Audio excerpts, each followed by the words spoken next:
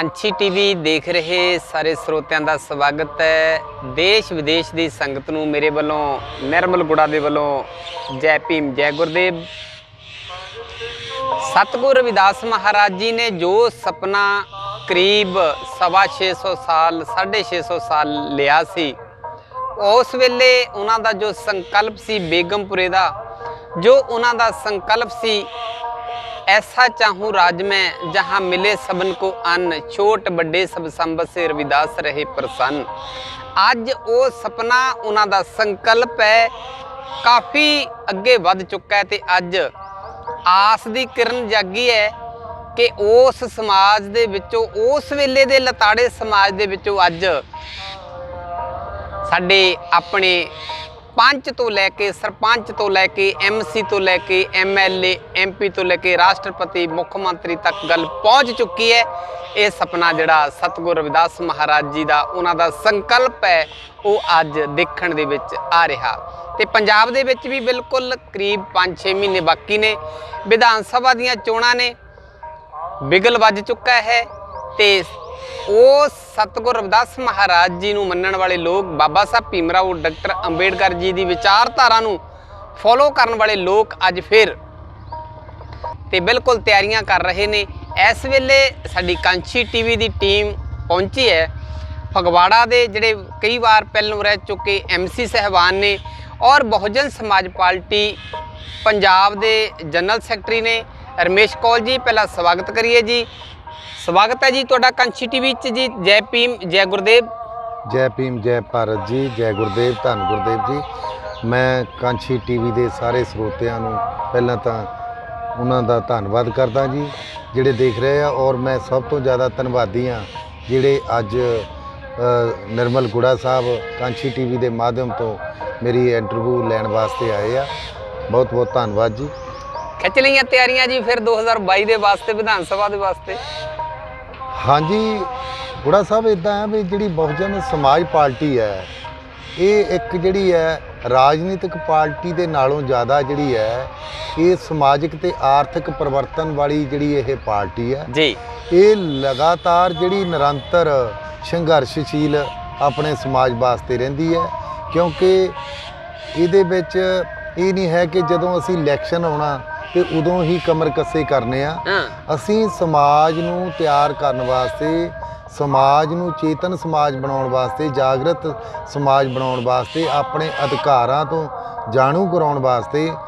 क्योंकि जिहड़ा आपां गुरु साहब की गल कीती आ, सतगुरु रविदास महाराज दी, जिन्हां ने बेगमपुरे का संकल्प लिया सी, उन्हां ने समाज नूं एक संघासन ते सुत्ता पिया राजा दस्सिया सी।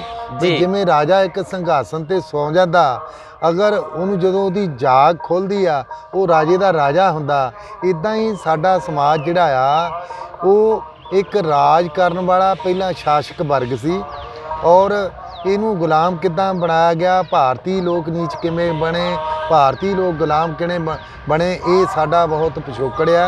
इहदे तो ही जाणू कराउण वाला जिहड़ा साडी बहुजन समाज पार्टी एक मंच आ भी असी जिहड़ा आ जिहदियां 100 ਦੇ ਵਿੱਚੋਂ 85 ਵੋਟਾਂ आ, वो 85 ਵੋਟਾਂ वाला मंगण वाला नहीं हो सकता, वो देण वाला हो सकता जी।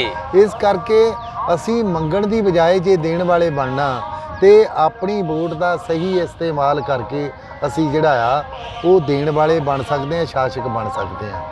तो इस करके ये जिहड़ी बहुजन समाज पार्टी है ये समाजिक ते आर्थिक परिवर्तन की पार्टी है।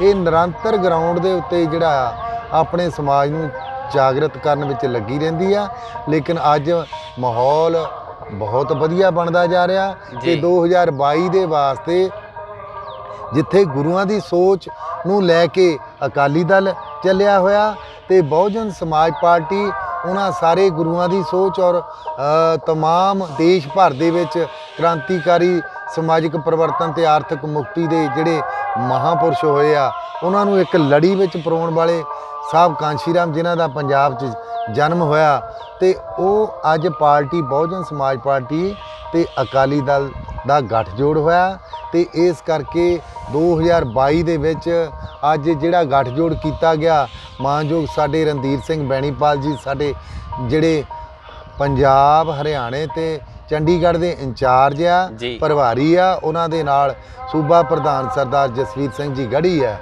ਉਹਨਾਂ ਨੇ ਭੈਣ ਕੁਮਾਰੀ ਮਾਇਆਵਤੀ ਜੀ ਦੇ ਦਿਸ਼ਾ ਨਿਰਦੇਸ਼ਾਂ ਮੁਤਾਬਕ ਜੋ ਅੱਜ ਪੰਜਾਬ ਦੇ ਲੋਕ ਚਾਹੁੰਦੇ ਸੀ, ਕਿਉਂਕਿ ਮੂਵਮੈਂਟ ਜਿਹੜੀ ਬਹੁਤ ਅੱਗੇ ਵਧੀ ਹੈ ਪਰ ਜਿਹੜਾ ਰਿਜ਼ਲਟ ਨਹੀਂ ਦੇ ਸਕੇ, ਅੱਜ ਜਿਹੜਾ ਰਿਜ਼ਲਟ ਆ ਉਹ ਕਹਿੰਦੇ ਵੀ ਗੱਠਜੋੜ ਹੋਣਾ ਚਾਹੀਦਾ। ਤੇ ਅੱਜ ਵਰਕਰਾਂ ਦੀਆਂ ਭਾਵਨਾਵਾਂ ਨੂੰ ਲੈ ਕੇ ਜਿਹੜਾ ਪੰਜਾਬ ਅੰਦਰ ਗੱਠਜੋੜ ਹੋਇਆ, ਉਹਦੇ ਨਾਲ ਲੋਕਾਂ ਦੇ ਵਿੱਚ ਭਾਰੀ ਉਤਸ਼ਾਹ ਆਇਆ ਔਰ ਇਹਦੇ ਜਿਹੜੇ ਨਤੀਜੇ ਆ 2022 ਦੇ ਵਿੱਚ ਸਾਫ਼ ਨਿਕਲ ਕੇ ਸਰਕਾਰ ਬਣੇਗੀ, ਰਿਜ਼ਲਟ ਆਏਗਾ।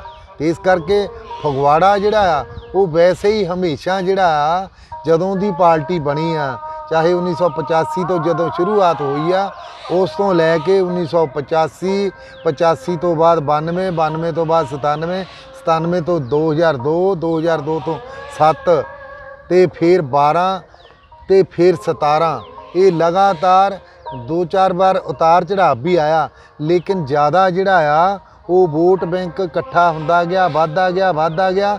ਤੇ 2019 ਦੇ ਵਿੱਚ ਜਦੋਂ ਅਸੀਂ ਹੁਣ ਪਾਰਲੀਮੈਂਟ ਦਾ ਇਲੈਕਸ਼ਨ ਲੜਿਆ ਤਾਂ ਉਹਦੇ ਵਿੱਚ 30,000 ਵੋਟ ਜਿਹੜਾ ਆ 19,738 ਵੋਟਾਂ ਜਿਹੜੀਆਂ ਅਸੀਂ ਲੈ ਕੇ ਗਏ ਆ। ਤੇ ਫਗਵਾੜੇ ਦੇ ਵਿੱਚ ਸਾਡੇ ਬਹੁਜਨ ਸਮਾਜ ਪਾਰਟੀ ਦੇ ਨਾਲ ਔਰ ਅੰਬੇਡਕਰੀ ਲੋਕ ਹੈ, ਉਹਨਾਂ ਨੇ ਬਾਬਾ ਸਾਹਿਬ ਦੀ ਸੋਚ ਜਿਹੜੀ ਹੈ ਉਹ ਪਿੰਡ ਤੱਕ ਪਹੁੰਚਾਈ ਆ। ਤੁਸੀਂ ਦੇਖੋ ਇੰਨੇ ਜਿਹੜੇ ਆ ਭਵਨ, ਇੰਨੇ ਪਾਰਕ ਸਮਾਰਕ ਹੋਰ ਪੰਜਾਬ ਦੇ ਵਿੱਚ ਤੁਹਾਨੂੰ ਕਿਤੇ ਨਜ਼ਰ ਨਹੀਂ ਆਉਣਗੇ ਜਿੰਨੇ ਫਗਵਾੜੇ ਦੇ ਵਿੱਚ। ਚਾਹੇ ਮੇਟਾਂ ਲੈ ਲਓ, ਚਾਹੇ ਪੜਾਈ ਗੇਟ ਲੈ ਲਓ, ਚਾਹੇ ਹਦੀਆਬਾਦ ਡਾਕਟਰ ਅੰਬੇਡਕਰ ਪਾਰਕ ਲੈ ਲਓ, ਚਾਹੇ bus stand doctor Ambedkar bus stand ਲੈ ਲਓ, ਤੇ ਚਾਹੇ ਹਰਗੋਬਿੰਦ ਨਗਰ ਦੇ ਵਿੱਚ ਪਾਰਕ ਡਾਕਟਰ ਅੰਬੇਡਕਰ ਦੀ ਪਾਰਕ, ਕੌਲਸਰ ਮਹੱਲੇ ਪਾਰਕ, ਇੱਦਾਂ ਜਿਹੜੇ ਆ। ਔਰ ਚੱਕ ਹਕੀਮ ਜਿਹੜੇ 2 ਜਗ੍ਹਾ ਸਟੈਚੂ ਲੱਗੇ ਆ, ਹੋਰ ਪਿੰਡਾਂ 'ਚ ਬਾਬਾ ਸਾਹਿਬ ਦੇ ਥਾਂ ਜਗ੍ਹਾ ਸਟੈਚੂ ਲੱਗੇ ਆ। ਭਾਵ ਕਿ ਜੇ ਫਗਵਾੜੇ ਦੇ ਚਾਰੇ ਦਿਸ਼ਾਵਾਂ ਨੂੰ ਦੇਖ ਲਈਏ ਤੇ ਚਾਰੇ ਦਿਸ਼ਾਵਾਂ ਦੇ ਵਿੱਚ ਅੰਬੇਡਕਰਵਾਦ ਦਾ ਜਿਹੜਾ ਪ੍ਰਚਾਰ ਪ੍ਰਸਾਰ ਆ ਉਹ ਦੱਬ ਕੇ ਹੋਇਆ। ਤੇ ਇਸ ਕਰਕੇ ਜਿਹੜਾ ਅੱਜ ਲੋੜ ਸੀ ਉਹ ਸਮਾਂ ਮੰਗ ਕਰ ਰਿਹਾ ਸੀ ਵੀ ਸਮਝੌਤਾ ਹੋਏ, ਤਾਂ ਉਹ ਸਮੇਂ ਦੇ ਅਨੁਸਾਰ ਇਹ ਵਰਕਰਾਂ ਦੀ ਲੋੜ ਵੀ ਪੂਰੀ ਹੋਈ ਆ। ਦੂਸਰੀ ਗੱਲ ਖੁਸ਼ੀ ਦੀ ਇਹ ਆ ਕਿ ਇਹ ਸੀਟ ਬਸਪਾ ਦੇ ਹਿੱਸੇ ਆਈ ਆ ਤੇ ਫਗਵਾੜਾ ਬਸਪਾ ਦੇ ਹਿੱਸੇ ਆਈ ਆ। ਬਿਲਕੁਲ ਜੀ, ਇੱਥੇ ਇਹ ਦਰਸ਼ਕਾਂ ਨੂੰ ਦੱਸ ਦਈਏ ਕਿ ਪੰਜਾਬ ਦੇ ਵਿੱਚ ਜਿੱਥੇ ਸ਼੍ਰੋਮਣੀ ਅਕਾਲੀ ਦਲ ਤੇ ਬਹੁਜਨ ਸਮਾਜ ਪਾਰਟੀ ਦਾ ਜਿਹੜਾ ਸਮਝੌਤਾ ਹੋਇਆ, ਉਹਦੇ ਵਿੱਚੋਂ 20 ਸੀਟਾਂ ਜਿਹੜੀਆਂ ਆ ਉਹ ਬਸਪਾ ਦੇ ਹਿੱਸੇ ਆਈਆਂ, ਜਿਹਦੇ ਵਿੱਚੋਂ ਖਾਸ ਕਰਕੇ ਫਗਵਾੜਾ ਜਿਹੜਾ ਇਹ ਬੀਐਸਪੀ ਨੇ ਇੱਥੋਂ ਬੀਐਸਪੀ ਦੇ ਉਮੀਦਵਾਰ ਨੇ ਇਲੈਕਸ਼ਨ ਲੜਨੀ ਹੈ। ਪੰਜਾਬ ਦੇ ਵਿੱਚ ਕਈ ਜਗ੍ਹਾ ਤੇ ਬਹੁਜਨ ਸਮਾਜ ਪਾਰਟੀ ਦੇ ਵੋਟਰ ਸਪੋਰਟਰਾਂ ਵੱਲੋਂ ਮੰਗ ਹੈ, ਜਿੱਥੇ ਅਕਾਲੀ ਦਲ ਨੂੰ ਸੀਟ ਦਿੱਤੀ ਗਈ ਹੈ ਕਿ ਉਹ ਸੀਟ ਬਸਪਾ ਨੂੰ ਦਿੱਤੀ ਜਾਵੇ। ਕਈ ਜਗ੍ਹਾ ਅਕਾਲੀ ਦਲ ਵੱਲੋਂ ਵੀ ਹੋ ਸਕਦਾ ਕਿ ਉਹ ਸੀਟ ਜਿਹੜੀ ਜਿੱਥੇ ਅਕਾਲੀ ਦਲ ਭਾਰੂ ਹੈ ਵੀ ਉਹ ਅਕਾਲੀ ਦਲ ਨੂੰ ਦਿੱਤੀ ਜਾਵੇ। ਪਰ ਫਗਵਾੜਾ ਜਿਹੜਾ ਆ ਖਾਸ ਕਰਕੇ ਇਦਾਂ ਦੀ ਇੱਥੇ ਗੱਲ ਸਾਹਮਣੇ ਉੱਭਰ ਕੇ ਨਹੀਂ ਆਈ ਕਿ ਇਹ ਸੀਟ ਜਿਹੜੀ ਹੈ ਵੀ ਅਕਾਲੀ ਦਲ ਨੂੰ ਕਿਉਂ ਨਹੀਂ ਦਿੱਤੀ ਗਈ। ਮਾਹੌਲ ਅਸੀਂ ਦੇਖਿਆ, ਸਰਵੇ ਜਿਹੜਾ ਕੀਤਾ ਹੈ, ਬਹੁਜਨ ਸਮਾਜ ਪਾਰਟੀ ਸ਼੍ਰੋਮਣੀ ਅਕਾਲੀ ਦਲ ਇੱਕ ਘਿਓ ਖਿਚੜੀ ਵਾਂਗ ਇਕੱਠੇ ਹੋ ਚੁੱਕੇ ਨੇ। ਇੱਥੇ ਇੱਦਾਂ ਲੱਗਦਾ ਕਿ ਜਿਵੇਂ ਬਹੁਜਨ ਸਮਾਜ ਇਕੱਠਾ ਹੋਇਆ ਹੋਵੇ, ਚੋਣ ਮੈਨੀਫੈਸਟੋ ਵੀ ਸੇਮ ਇੱਕ ਹੋਵੇ। ਗੁਰੂ ਗ੍ਰੰਥ ਸਾਹਿਬ ਸਾਰਿਆਂ ਦੀ, ਗੁਰੂ ਮਹਾਰਾਜ ਤੇ ਰਹਿਬਰਾਂ ਦੀ ਜਿਹੜੀ ਵਿਚਾਰਧਾਰਾ ਦੇ ਸਾਰੇ ਧਾਰਨੀ ਹੈਗੇ ਨੇ ਲੋਕ। ਇਹ ਆਸ ਕਰਦੇ ਹਾਂ ਕਿ ਇਹ ਵਿਧਾਨ ਸਭਾ ਹਲਕਾ ਫਗਵਾੜਾ ਜਿਹੜਾ ਹੈਗਾ ਇੱਥੋਂ ਬਹੁਤ ਚੰਗੇ ਨਤੀਜੇ ਆਉਣਗੇ। ਗੱਲ ਨਤੀਜਿਆਂ ਦੀ ਆਈ ਸੀ ਕੌਲ ਸਾਹਿਬ ਵੀ, ਪਹਿਲੋਂ ਵੀ ਅਸੀਂ ਸਰਵੇ ਕੀਤਾ ਸੀਗਾ ਖਾਸ ਕਰਕੇ ਹਲਕਾ ਫਗਵਾੜਾ ਦਾ। ਇੱਥੋਂ ਦੇ ਪਹਿਲਾਂ ਵੀ ਵੋਟਰਾਂ ਸਪੋਰਟਰਾਂ ਦੀ ਮੰਗ ਸੀ ਕਿ ਜਿਹੜਾ ਇੱਥੋਂ ਵਿਧਾਨ ਸਭਾ ਦਾ ਚੋਣ ਲੜਨ ਵਾਲਾ ਜਿਹੜਾ ਉਮੀਦਵਾਰ ਹੋਵੇ ਆਉਣ ਵਾਲੇ ਸਮੇਂ ਦੇ ਵਿੱਚ, ਉਹ ਖਾਸ ਕਰਕੇ ਸਾਡਾ ਲੋਕਲ ਹੋਵੇ। ਤੇ ਇਹਦੇ ਲਈ ਤੁਹਾਡੀ ਕੀ ਇੱਛਾ ਹੈਗੀ ਆ? ਇਹ ਗੁੜਾ ਸਾਹਿਬ ਇੱਦਾਂ ਆ ਵੀ ਜਿਹੜੀ ਇਹ ਰਾਜਨੀਤੀ ਆ, ਰਾਜਨੀਤੀ ਡੈਮੋਕ੍ਰੇਸੀ ਲੋਕਾਂ ਦੀ, ਲੋਕਾਂ ਦੁਆਰਾ ਲੋਕਾਂ ਵਾਸਤੇ ਆ। ਬਿਲਕੁਲ। ਤੇ ਲੋਕ ਜਿਹੜੇ ਆ ਉਹ ਸਪੋਰਟ ਕਿਹਨੂੰ ਕਰਦੇ ਆ? ਲੋਕ ਜਿਹਨੂੰ ਸਪੋਰਟ ਕਰਦੇ ਆ ਉਹ ਤੋਂ ਆਸ ਉਮੀਦ ਰੱਖਦੇ ਆ। ਉਹ ਜਿਹੜਾ ਉਹਨਾਂ ਨੂੰ ਜ਼ਿਆਦਾ ਕਲੋਜ਼ ਹੁੰਦਾ ਉਹਨੂੰ ਫਿਰ ਸਪੋਰਟ ਕਰਦੇ ਆ ਵੀ ਕੱਲ ਨੂੰ ਮੈਨੂੰ ਲੋੜ ਪਵੇ ਤਾਂ ਸਾਡੇ ਇਹ ਕੰਮ ਜਲਦੀ ਮਿਲ ਲਵਾਂ। ਬਿਲਕੁਲ। ਤੇ ਇਸ ਤਰ੍ਹਾਂ ਮਤਲਬ ਜਿਹੜਾ ਆ ਰਹੀ ਗੱਲ ਰਿਜ਼ਲਟਾਂ ਦੀ, ਰਿਜ਼ਲਟ ਜਿਹੜੇ ਬਹੁਜਨ ਸਮਾਜ ਪਾਰਟੀ ਨੇ ਜਿਹੜੇ ਪਹਿਲਾਂ ਛੋਟੇ ਰਿਜ਼ਲਟਾਂ ਦੀ ਆਪਾਂ ਜੇ ਗੱਲ ਕਰੀਏ ਤਾਂ ਜਦੋਂ 2002 ਦੀ ਇਲੈਕਸ਼ਨ ਹੋਈ ਆ MLA ਦੀ, ਉਸ ਤੋਂ ਬਾਅਦ ਜਲਦੀ ਜਿਹੜਾ 2-3 ਮਹੀਨੇ ਬਾਅਦ MC ਦੀ ਇਲੈਕਸ਼ਨ ਆਈ ਆ ਤੇ ਫਗਵਾੜਾ ਨਗਰ ਕੌਂਸਲ ਦੇ ਵਿੱਚ ਅੱਜ ਤੱਕ ਕਦੀ ਹਾਥੀ ਨਿਸ਼ਾਨ ਤੋਂ ਨਹੀਂ ਸੀ ਬੰਦੇ ਜਿੱਤੇ। ਜਦੋਂ ਪਹਿਲੀ ਵਾਰੀ ਮੈਨੂੰ ਸਿੰਬਲ ਦੇ ਉੱਤੋਂ ਲੜਾਇਆ ਗਿਆ ਤਾਂ 11 ਨੰਬਰ ਵਾਰਡ ਸੀ ਤਾਂ ਮੈਂ ਇੱਥੋਂ ਜਿਹੜਾ ਆ 2002 ਦੇ ਵਿੱਚ ਅਸੀਂ ਹਾਥੀ ਨਿਸ਼ਾਨ ਤੋਂ ਜਿੱਤੇ ਔਰ 1 ਨੰਬਰ ਸੀਟ ਸਾਡੀ ਪਲਾਈ ਗੇਟ ਤੋਂ ਸੀ, ਉਹ ਵੀ ਅਸੀਂ ਹਾਥੀ ਤੋਂ ਜਿੱਤੇ। 2 ਨਗਰ ਨਿਗਮ ਦੇ ਵਿੱਚ ਸਾਡੇ ਜਿਹੜੇ ਆ MC ਜਿੱਤ ਕੇ ਗਏ। ਉਸ ਤੋਂ ਬਾਅਦ ਜਲਦੀ ਹੀ ਜਿਹੜਾ ਬਲਾਕ ਸੰਮਤੀ ਦੇ ਇਲੈਕਸ਼ਨ ਆ ਗਿਆ ਉਸੇ ਸਾਲ ਅਸੀਂ 6 ਬਲਾਕ ਸੰਮਤੀ ਮੈਂਬਰ ਬਣਾ ਕੇ ਤਾਂ ਆਪਣਾ ਜਿਹੜਾ ਉਹ MLA ਸੀਟ ਜਿੰਨੀ ਪਾਵਰਫੁਲ ਹੁੰਦਾ ਦਿਹਾਤੀ ਏਰੀਏ ਦਾ ਜਿਹੜਾ ਚੇਅਰਮੈਨ ਹੁੰਦਾ, ਅਸੀਂ ਆਪਣੀ ਚੇਅਰਪਰਸਨ ਕ੍ਰਿਸ਼ਨਾ ਕੈਂਥ ਨੂੰ ਬਹੁਜਨ ਸਮਾਜ ਪਾਰਟੀ ਦੇ ਮਾਧਿਅਮ ਤੋਂ ਫਗਵਾੜੇ ਚੋਂ ਬਣਾਇਆ। ਉਸ ਤੋਂ ਬਾਅਦ ਦੁਬਾਰਾ ਵੀ ਜਿਹੜਾ ਆ ਉਹ ਬਲਾਕ ਸੰਮਤੀ ਦਾ ਜਦੋਂ ਇਲੈਕਸ਼ਨ ਆਇਆ ਉਦੋਂ ਵੀ ਸਾਡੀ ਚੇਅਰਪਰਸਨ ਕ੍ਰਿਸ਼ਨਾ ਕੈਂਥ ਬਣੀ ਤੇ ਜਿਹੜਾ MC ਦੀਆਂ ਸੀਟਾਂ ਆ ਇਹ ਵੀ ਅਸੀਂ 2002 ਤੋਂ ਆਜ਼ਾਦੀਆਂ ਜਿੱਤਣੀਆਂ ਸ਼ੁਰੂ ਕੀਤੀਆਂ। ਇਹ 18 ਸਾਲ ਜਿਹੜਾ ਲਗਾਤਾਰ, ਹੁਣ ਤਾਂ 20 ਸਾਲ ਹੋ ਗਏ ਆ ਤੇ ਇਹ ਲਗਾਤਾਰ ਅਸੀਂ MC ਦੀ ਸੀਟ ਇੱਥੋਂ ਵੀ ਜਿੱਤਦੇ ਆ ਰਹੇ ਹਾਂ ਤੇ ਬਲਾਈ ਗੇਟ ਵਾਲੀ ਵੀ ਸੀਟ ਜਿਹੜੀ ਜਿੱਤਦੇ ਆ ਰਹੇ ਹਾਂ ਔਰ 2008 ਦੇ ਵਿੱਚ 2 ਸੀਟਾਂ ਦੇ ਨਾਲ ਹੀ ਅਸੀਂ ਨਗਰ ਨਿਗਮ ਦੇ ਵਿੱਚ ਆਪਣਾ ਵਾਈਸ ਪ੍ਰਧਾਨ ਬਣਾਇਆ ਔਰ ਜਿੱਤ ਦਾ ਇਹ ਨਤੀਜਾ ਦੂਸਰੀ ਜਿੱਤ ਨਗਰ ਨਿਗਮ 'ਚ ਹੋਈ ਔਰ ਉਸ ਤੋਂ ਵੱਡੀ ਜਿੱਤ ਇਹ ਹੋਈ ਕਿ ਫਗਵਾੜੇ ਦੇ ਵਿੱਚ 2 ਖੇਤਾਂ ਦੇ ਵਿੱਚ ਉਸ ਨਗਰ ਨਿਗਮ ਦੇ ਵਿੱਚੋਂ ਡਾਕਟਰ ਅੰਬੇਡਕਰ ਜੀ ਦੇ ਨਾਂ ਤੇ ਮਤਾ ਪਵਾ ਕੇ ਪਾਰਕ ਮਨਜ਼ੂਰ ਕਰਾਈ। ਜੀ 2 ਖੇਤ ਵਿੱਚ 2 ਖੇਤਾਂ ਦੇ ਵਿੱਚ ਇਹ ਘੱਟੋ ਘੱਟ ਜੇ ਪਾਰਕ ਜਿਹੜੀ ਡਾਕਟਰ ਅੰਬੇਡਕਰ ਪਾਰਕ 2 ਖੇਤਾਂ ਦੇ ਵਿੱਚ ਆ ਔਰ ਉਹ ਜਿਹੜੀ ਪਾਰਕ ਆ ਉਹ ਪੰਜਾਬ ਨਹੀਂ ਪੂਰੀ ਅੱਜ ਵਰਲਡ ਦੇ ਵਿੱਚ ਇੱਕ ਅਜੂਬਾ ਆ ਕਿਉਂਕਿ ਸਾਨੂੰ ਸਿੱਖਿਆ ਦੀ ਸਾਡੀ ਦੇਵੀ ਕੌਣ ਹੋਈ ਆ, ਸਾਨੂੰ ਗਿਆਨ ਦੇਣ ਵਾਲੇ ਕੌਣ ਮਹਾਪੁਰਸ਼ ਹੋਏ ਆ, ਸਾਡੀ ਪਹਿਚਾਨ ਕਰਾਉਣ ਵਾਲੇ ਕੌਣ ਮਹਾਪੁਰਸ਼ ਹੋਏ ਆ, ਸਾਡੀ ਲਈ ਵੱਖਰਾ ਰਾਖਵਾਂਕਨ ਅਧਿਕਾਰ ਲੈ ਕੇ ਸਾਨੂੰ ਇਨਸਾਨਾਂ 'ਚ ਸ਼ਾਮਲ ਕਰਾਉਣ ਵਾਲੇ ਕੌਣ ਹੋਏ ਆ। ਇਹ ਫਗਵਾੜਾ ਦੀ ਧਰਤੀ ਤੇ ਵੱਖ-ਵੱਖ ਜਿਹੜਾ ਜਿਵੇਂ ਤੁਹਾਨੂੰ ਪਾਰਕਾਂ ਸਮਾਰਕਾਂ ਬਾਰੇ ਦੱਸਿਆ ਇਹ ਫਗਵਾੜੇ ਦੇ ਵਿੱਚ ਇਹ ਜਿੱਤਾਂ ਦੀ ਛੋਟੀਆਂ ਜਿੱਤਾਂ ਦੀ ਬਦੌਲਤ ਹੋਇਆ। ਜੀ ਬਿਲਕੁਲ ਜੀ ਬਿਲਕੁਲ। ਤੇ ਇਸ ਵਾਰ ਜਿਵੇਂ ਵਿਧਾਨ ਸਭਾ ਇਲੈਕਸ਼ਨ ਕੁਝ ਮਹੀਨਿਆਂ ਤੱਕ ਹੈਗੀ ਹੈ ਤੇ ਲੋਕਾਂ ਦੀ ਜਿਹੜੀ ਮੰਗ ਵੀ ਹੈ ਕਿ ਇਹ ਜਿਹੜਾ ਉਮੀਦਵਾਰ ਹੈ ਉਹ ਲੋਕਲ ਹੋਵੇ ਤੇ ਤੁਸੀਂ ਵੀ ਦਾਅਵੇਦਾਰੀ ਪੇਸ਼ ਕਰ ਰਹੇ ਹੋ ਵਿਧਾਨ ਸਭਾ ਚੋਣ ਦੇ ਵਿੱਚ MLA ਦੀ ਇਲੈਕਸ਼ਨ ਲੜਨ ਦੇ ਵਾਸਤੇ। ਜਦੋਂ ਪਿਛਲੀ ਵਾਰੀ 2019 ਦਾ ਪਾਰਲੀਮੈਂਟ ਦਾ ਇਲੈਕਸ਼ਨ ਹੋਇਆ ਤੇ ਫਿਰ ਇਹ ਸੀਟ ਫਗਵਾੜੇ ਦੀ ਜਿਹੜੀ ਸੀ ਇਹ BJP ਦੇ ਹਿੱਸੇ ਦੀ ਸੀਟ ਸੀ ਤਾਂ ਸੋਮ ਪ੍ਰਕਾਸ਼ ਜੀ ਇੱਥੋਂ ਜਿਹੜੇ ਸੀ MLA ਸੀ ਤਾਂ ਉਹ ਫਿਰ MP ਦੀ ਇਲੈਕਸ਼ਨ ਲੜੇ ਤਾਂ ਉਹ ਜਿੱਤ ਗਏ ਤਾਂ ਇਹ ਬਾਈ ਇਲੈਕਸ਼ਨ ਜਿਹੜੀ ਆ ਇੱਥੋਂ ਫਿਰ ਕਰਾਈ ਗਈ ਆ ਤੇ ਬਹੁਜਨ ਸਮਾਜ ਪਾਰਟੀ ਦੇ ਮਾਧਿਅਮ ਤੋਂ ਜਿਹੜਾ ਇੱਥੋਂ ਹੁਸ਼ਿਆਰਪੁਰ ਤੋਂ ਲਿਆ ਕੇ ਕੈਂਡੀਡੇਟ ਲੜਾਇਆ ਤੇ ਉਹ ਪੈਸੇ ਵਾਲਾ ਕੈਂਡੀਡੇਟ ਸੀ ਇਸ ਕਰਕੇ ਮਤਲਬ ਜਿਹੜਾ ਉਹਨੂੰ ਜ਼ਿਆਦਾ ਮੌਕਾ ਦਿੱਤਾ ਗਿਆ।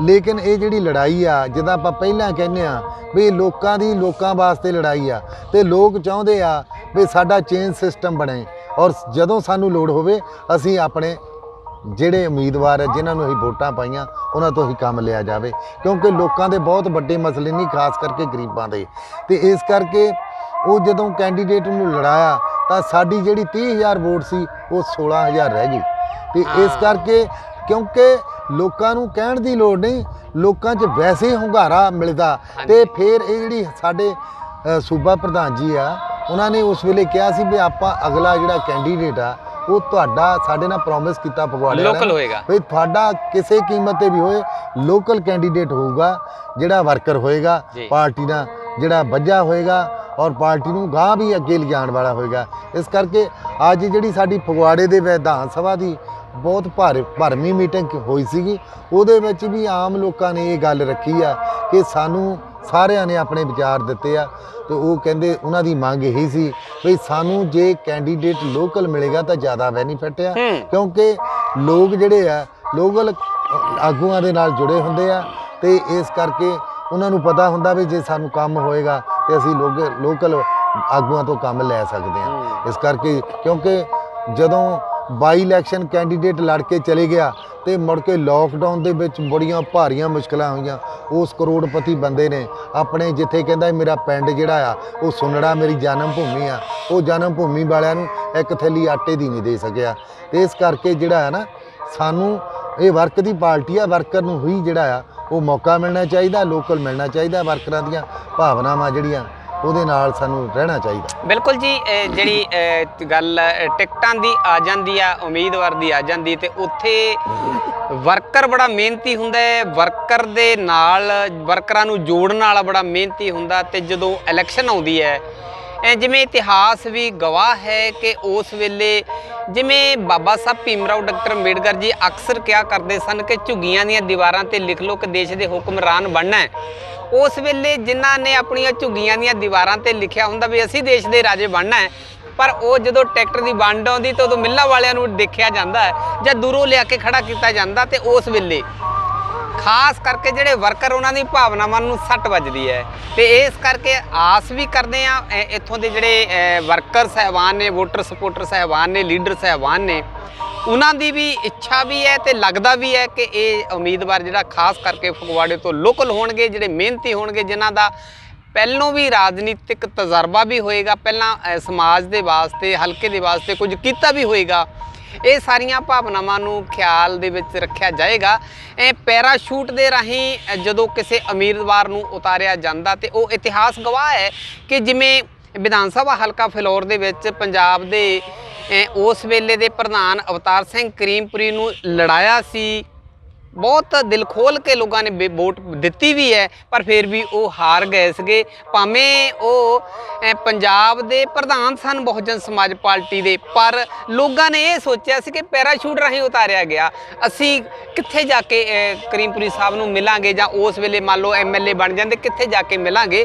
ਤੇ ਇਸ ਕਰਕੇ ਆਸ ਕਰਦੇ ਕਿ ਲੋਕਾਂ ਦੀਆਂ ਵੋਟਰਾਂ ਸਪੋਰਟਰਾਂ ਦੀਆਂ ਭਾਵਨਾਵਾਂ ਨੂੰ ਧਿਆਨ ਦੇ ਵਿੱਚ ਰੱਖਦੇ ਹੋਏ ਜੇਕਰ ਫਗਵਾੜਾ ਵਿਧਾਨ ਸਭਾ, ਵੈਸੇ ਤਾਂ ਬਾਕੀ ਵਿਧਾਨ ਸਭਾ ਜਿਹੜੀਆਂ ਉੱਥੋਂ ਦੇ ਵੀ ਲੋਕਲ ਹੀ ਚਾਹੀਦੇ ਆ, ਖਾਸ ਕਰਕੇ ਫਗਵਾੜੇ ਦੇ ਜਿਹੜੇ ਵਰਕਰ ਸਹਿਬਾਨ, ਉਹਨਾਂ ਦੀਆਂ ਮੰਗਾਂ, ਉਹਨਾਂ ਦੇ ਭਾਵਨਾਵਾਂ ਨੂੰ ਦੇਖਦੇ ਹੋਏ ਲੋਕਲ ਉਮੀਦਵਾਰ ਉਤਾਰਿਆ ਜਾਵੇ ਤਾਂ ਨਤੀਜੇ ਬਹੁਤ ਚੰਗੇ ਆਉਣ ਦੀ ਆਸ ਹੈ।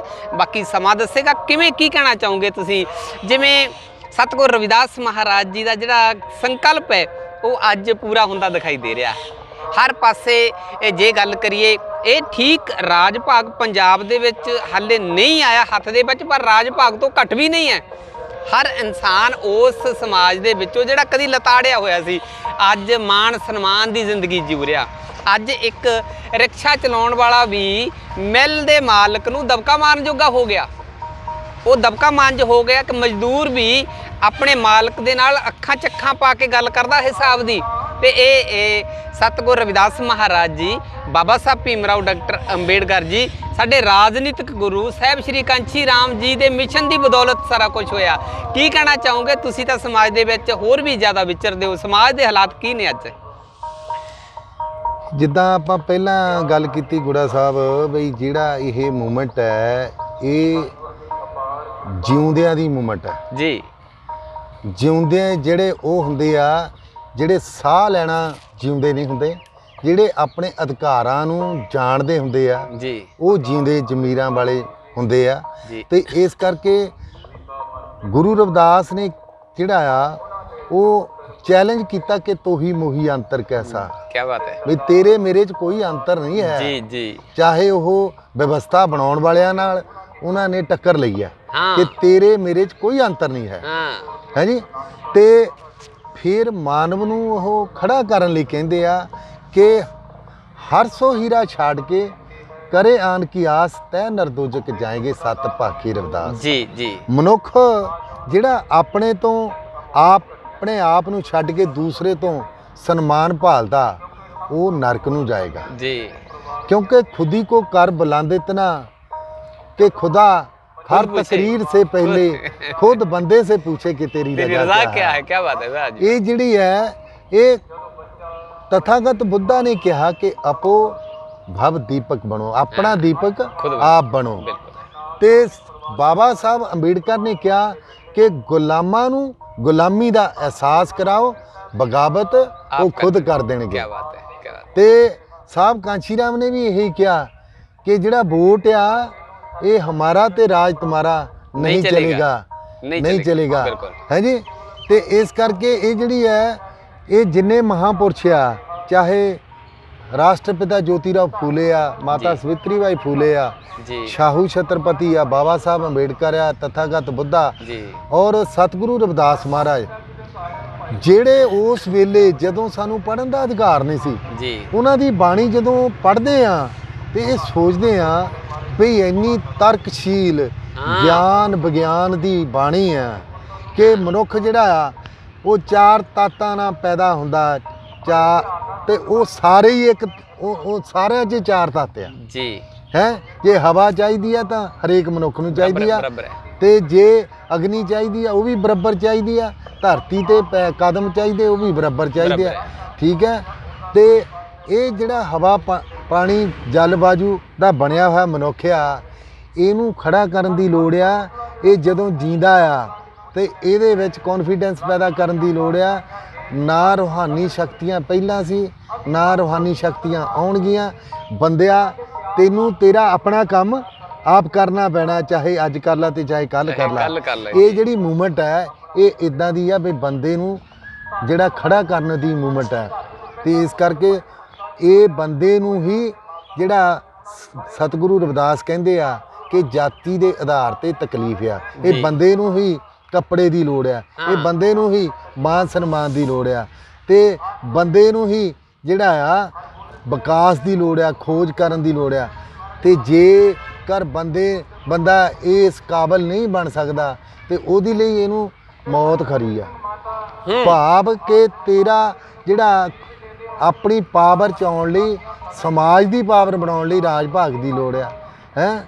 ਜਿਹੜਾ ਰਾਜ ਭਾਗ ਆ ਉਹਦੇ 'ਚ ਜਿਹੜਾ ਜੀਂਦੇ ਜੀ ਦੀਆਂ ਸਾਰੀਆਂ ਤੰਗੀਆਂ ਮੁਸ਼ਕਲਾਂ ਉਹਨਾਂ ਦਾ ਨਿਵਾਰਨ ਦੀ ਜਿਹੜੀ ਆ ਤਾਕਤ ਆ। ਰਾਜਨੀਤਿਕ ਉਹ ਪੋਲੀਟੀਕਲ ਪਾਵਰ ਉਹ ਪਾਵਰ ਆ ਜਿਹਨਾਂ ਸਾਰੀਆਂ ਮੁਸ਼ਕਲਾਂ ਦੇ ਤਾਲੇ ਖੁੱਲ੍ਹਦੇ ਆ। ਤੇ ਗੁਰੂ ਰਵਿਦਾਸ ਮਹਾਰਾਜ ਨੇ ਪਹਿਲਾਂ ਹੀ ਕਿਹਾ ਸੀ ਕਿ रविदास मनुष्य के बसन को सुख कर है तो ठाव, जहाँ है सुख सबराज में जहाँ मरगट गाँव जी। तो इस करके जिहड़ा गुरु रविदास का ये समझ लो जिहड़ा राजनीतिक संकल्प आ, ये समाजिक संकल्प आ, बेगमपुरे का संकल्प आ, वो तां ही दूर होएगा, पूरा होएगा जेकर असीं अपनी वोट का सही इस्तेमाल करके गुरु रविदास के फलसफे नूं लागू करांगे, ऊच नीच के पाड़े नूं खत्म करांगे, हीन भावना खत्म करांगे, बेरोजगारी खत्म करांगे, हर मनुख नूं साधन संपन्न बनावांगे। बिल्कुल जी, साधन संपन्न बनावांगे, हर मनुख नूं मनुख बराबर करन दी कोशिश करांगे।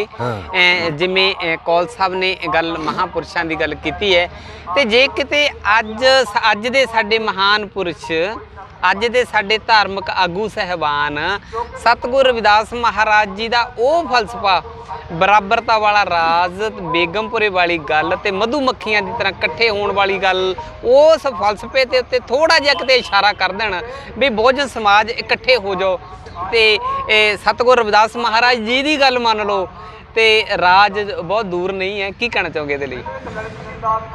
देखो अज जिहड़े साडियां ऑर्गेनाइजेशनां चाहे धार्मिक है, चाहे समाजिक, चाहे राजनीतिक जी, उन्हां ते कब्जा करन लई जिहड़ी कांग्रेस आ, बीजेपी आ, अज हुण बी पार्टी जिहड़ी बीजेपी दी, RSS दी बी टीम आ, वो झाड़ू वाले आ, ये सारे जिहड़े आ वोटां तोड़न दे लई साडे आगूआं तक, धार्मिक आगूआं तक, समाजिक आगूआं तक पहुँच कर रहे हैं।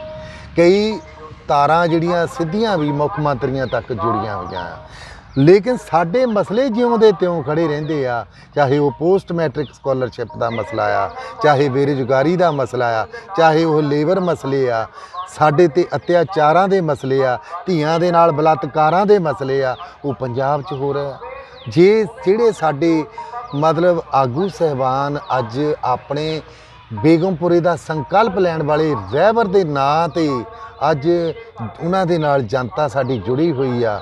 ਉਹ ਜਨਤਾ ਦੀਆਂ ਵੋਟਾਂ ਲੈਣ ਲਈ ਲੋਕ ਜਿਹੜੇ ਦੂਸਰੇ ਪਾਸਿਓਂ ਪਰਸਨਲ ਬੈਨੀਫਿਟ ਤਾਂ ਦੇਣ ਨੂੰ ਤਿਆਰ ਹੈਗੇ ਆ, ਲੇਕਿਨ ਸਮਾਜਿਕ ਬੈਨੀਫਿਟ ਦੇਣ ਨੂੰ, ਸਮਾਜਿਕ ਅਤਿਆਚਾਰਾਂ ਨੂੰ ਨੱਥ ਪਾਉਣ ਲਈ ਤਿਆਰ ਨਹੀਂ। ਸਮਾਜਿਕ ਜਿਹੜੇ ਸਾਡੇ ਸਟੂਡੈਂਟ ਦੇ ਮਸਲੇ ਆ ਉਹਨਾਂ ਦੇ ਵਿੱਚ ਫੰਡ ਦੇਣ ਨੂੰ ਤਿਆਰ ਨਹੀਂ। ਵੋਟ ਲੈਣ ਲਈ ਫੰਡ ਦੇਂਦੇ ਆ, ਲੇਕਿਨ ਜਿਹੜਾ ਆ ਮਸਲਾ ਹੱਲ ਕਰਨ ਲਈ ਸਾਡੇ ਸਟੂਡੈਂਟ ਪੜ੍ਹ ਲਿਖ ਜਾਣ, ਪੜ੍ਹਨ ਲਿਖਣ ਤੋਂ ਬਾਅਦ ਬੇਰੁਜ਼ਗਾਰ ਨਾ ਰਹਿਣ ਤੇ ਉਹ ਨੌਕਰੀਆਂ ਦੇਣ ਨੂੰ ਤਿਆਰ ਨਹੀਂ। ਪੜ੍ਹਾਈ ਕਰਾਉਣ ਲਈ ਸਾਡੇ ਸਮਾਜ ਨੂੰ ਉਹ ਫੰਡ ਰਿਲੀਜ਼ ਕਰਨ ਲਈ ਤਿਆਰ ਨਹੀਂ। ਇਹ ਸਾਡੇ ਜਿਹੜਾ ਆਗੂ ਸਾਹਿਬਾਨਾਂ ਦੇ, ਧਾਰਮਿਕ ਆਗੂ ਸਾਹਿਬਾਨਾਂ ਦੇ, ਸਾਡੇ ਰਹਿਬਰਾਂ ਦੇ, ਉਹ ਸਾਡੇ ਰਹਿਬਰ ਆ, ਪਰ ਉਹ ਜਿਹੜੇ ਉਹਨਾਂ ਕੋਲ ਜਦੋਂ ਉਹ ਆਉਂਦੇ ਆ ਮੁੱਖ ਮੰਤਰੀ, ਤਾਂ ਉਹਨਾਂ ਕੋਲੋਂ ਸਾਡੇ ਸਮਾਜਿਕ ਮਸਲੇ ਹੱਲ ਕਰਾਉਣ ਦੀ ਉਹਨਾਂ 'ਚ ਪਾਵਰ ਹੋਣੀ ਚਾਹੀਦੀ ਆ। ਕਿਉਂਕਿ ਗੁਰੂ ਰਵਿਦਾਸ ਦਾ ਜਿਹੜਾ ਉਹ ਫਲਸਫਾ ਆ, ਉਹਨਾਂ ਦੀ ਸੋਚ ਆ, ਉਹ ਨਿਰਭੈ ਆ। ਜਦੋਂ ਅਸੀਂ ਨਾਅਰਾ ਲਾਉਂਦੇ ਆ ਬੋਲੇ ਸੋ ਨਿਰਭੈ ਸਤਿਗੁਰੂ ਰਵਿਦਾਸ ਮਹਾਰਾਜ ਦੀ, ਉਹਨੇ ਸਾਨੂੰ ਨਿਰਭੈ ਰਹਿਣਾ ਸਮਾਜ ਲਈ ਸਿਖਾਇਆ। ਤੇ ਇਸ ਕਰਕੇ ਸਾਨੂੰ ਨਿਰਭੈ ਹੋ ਕੇ ਪਰਸਨਲ ਹਿੱਤਾਂ ਨੂੰ ਛੱਡ ਕੇ ਸਮਾਜਿਕ ਹਿੱਤਾਂ ਨਾਲ ਵੀ ਕਿਤੇ ਜਿਹੜਾ ਆਪਣੀ ਗਿਣਤੀ ਦਾ ਫਾਇਦਾ ਲੈਣਾ ਚਾਹੀਦਾ। ਵੀ ਇਹ ਸਾਡੀ ਗਿਣਤੀ ਕਰਕੇ ਸਾਡੇ ਕੋਲ ਆਉਂਦੇ ਆ, ਭਾਈ ਆ ਜਿਹੜਾ ਫੰਡ ਆ ਇਹ ਰਿਲੀਜ਼ ਕਰਦੇ, ਆ 2-3 ਅਤਿਆਚਾਰ ਹੋਏ ਆ, ਲੜਕੀਆਂ ਦੇ ਬਲਾਤਕਾਰ ਹੋਏ ਆ ਸਾਡੇ ਸਮਾਜ ਦੇ ਵੱਢੇ ਗਏ ਆ, ਇਹਨਾਂ ਨੂੰ ਜਰਾ ਸਬਕ ਸਿਖਾ ਦੇ, ਹਾਂ ਇਨਸਾਫ ਦਵਾ ਦਿਓ। ਲੇਬਰ ਜਿਹੜੇ ਆ ਸਾਡੀ ਤਰਾ ਕਰ ਰਹੀ ਆ, ਇਹ ਜਿਹੜੇ ਆ ਸਾਰੇ ਜਿਹੜੇ ਆ ਉਹ ਤੁਸੀਂ ਮੁੱਖ ਮੰਤਰੀ ਆ, ਤੁਹਾਡੇ ਰਾਜ ਭਾਗ ਦੇ ਵਿੱਚ ਸਾਰਾ ਪੰਜਾਬ ਅਰਬ ਕੰਟਰੀਆਂ ਨੂੰ ਕੂਚ ਕਰ ਰਿਹਾ। ਇਹਨਾਂ ਨੂੰ ਕਿਤੇ ਰੁਜ਼ਗਾਰ ਦੇ ਦਿਓ। ਇਹ ਜਿਹੜੇ 20,000 ਰੁਪਈਆ ਉੱਧਰੋਂ ਲਿਆ ਕੇ 10,000 ਖਾਤੇ 'ਚ ਪਾ ਸਕਦੇ ਆ, 10,000 ਨਾਲ ਗੁਜ਼ਾਰਾ ਕਰ ਸਕਦੇ ਆ, ਤੇ ਤੁਸੀਂ ਇਹਨਾਂ ਨੂੰ ਕਿਤੇ ਰੁਜ਼ਗਾਰ ਦਾ ਪ੍ਰਬੰਧ ਕਰ ਦਿਓ। 20-20, 25-25,000 ਰੁਪਈਆ ਤੁਸੀਂ ਵੀ ਇੱਥੇ ਦੇ ਸਕਦੇ ਆ। ਤੇ ਇੱਦਾਂ ਦਾ ਜਿਹੜਾ ਆ ਸਾਨੂੰ ਆਪਣੇ ਧਾਰਮਿਕ ਆਗੂਆਂ ਨੂੰ, ਸਮਾਜਿਕ ਆਗੂਆਂ ਨੂੰ ਇਹ ਮੰਗਾਂ ਜਿਹੜੀਆਂ ਉਹਨਾਂ ਦੇ ਸਾਹਮਣੇ ਰੱਖ ਕੇ ਆਪਣੇ ਸਮਾਜਿਕ ਜਿਹੜੇ ਉਲਝਿਆ ਹੋਇਆ ਤਾਣਾ ਬਾਣਾ ਮਸਲੇ ਆ ਇਹਨਾਂ ਦਾ ਹੱਲ ਕਰਾਉਣਾ ਚਾਹੀਦਾ। ਕਿਉਂਕਿ ਜੇ ਜਲੰਧਰ, ਪਟਿਆਲਾ, ਲੁਧਿਆਣਾ ਤੇ ਅੰਮ੍ਰਿਤਸਰ ਇਹ 4 ਸਾਡੇ ਜ਼ਿਲ੍ਹੇ ਆ, ਦੁਬਈ, ਆਬੂ ਧਾਬੀ, ਸ਼ਾਰਜਾ ਤੇ ਮਾਸਕਟ, ਇਹ 4 ਕੰਟਰੀਆਂ ਆ, ਇਹ 4 ਜ਼ਿਲ੍ਹਿਆਂ ਨਾਲੋਂ ਮਤਲਬ ਵੱਡੀਆਂ ਨਹੀਂ ਹੈਗੀਆਂ। ਜੇ ਉਹ ਸਾਨੂੰ ਰੁਜ਼ਗਾਰ ਦੇ ਕੇ ਸਾਨੂੰ ਜਿਹੜੇ ਸਾਡੇ ਮਕਾਨ ਦਾ ਪ੍ਰਬੰਧ ਕਰ ਸਕਦੇ ਆ, ਸਾਡੇ ਪੇਟ ਦਾ ਪ੍ਰਬੰਧ ਕਰ ਸਕਦੇ ਆ, ਤੇ ਵਾਹੀ ਦਾ ਮਤਲਬ ਅਸੀਂ ਪੰਜਾਬ ਦੇ ਜੰਮਪਲ ਆ, ਸਾਡੇ ਜਿੱਥੇ ਅਸੀਂ ਪੈਦਾ ਹੋਏ ਆ, 5 ਗੁਰੂਆਂ ਦੀ ਧਰਤੀ ਆ। ਗੁਰੂ ਕਹਿੰਦੇ ਸੀ ਰੋਟੀ ਕੱਪੜਾ ਮਕਾਨ ਸਨਮਾਨ ਸਭ ਨੂੰ ਮਿਲਣਾ ਚਾਹੀਦਾ, ਪਰ ਮਿਲਿਆ ਹੀ ਨਹੀਂ। ਅਸੀਂ ਬਾਹਰ ਜਾ ਰਹੇ ਹਾਂ।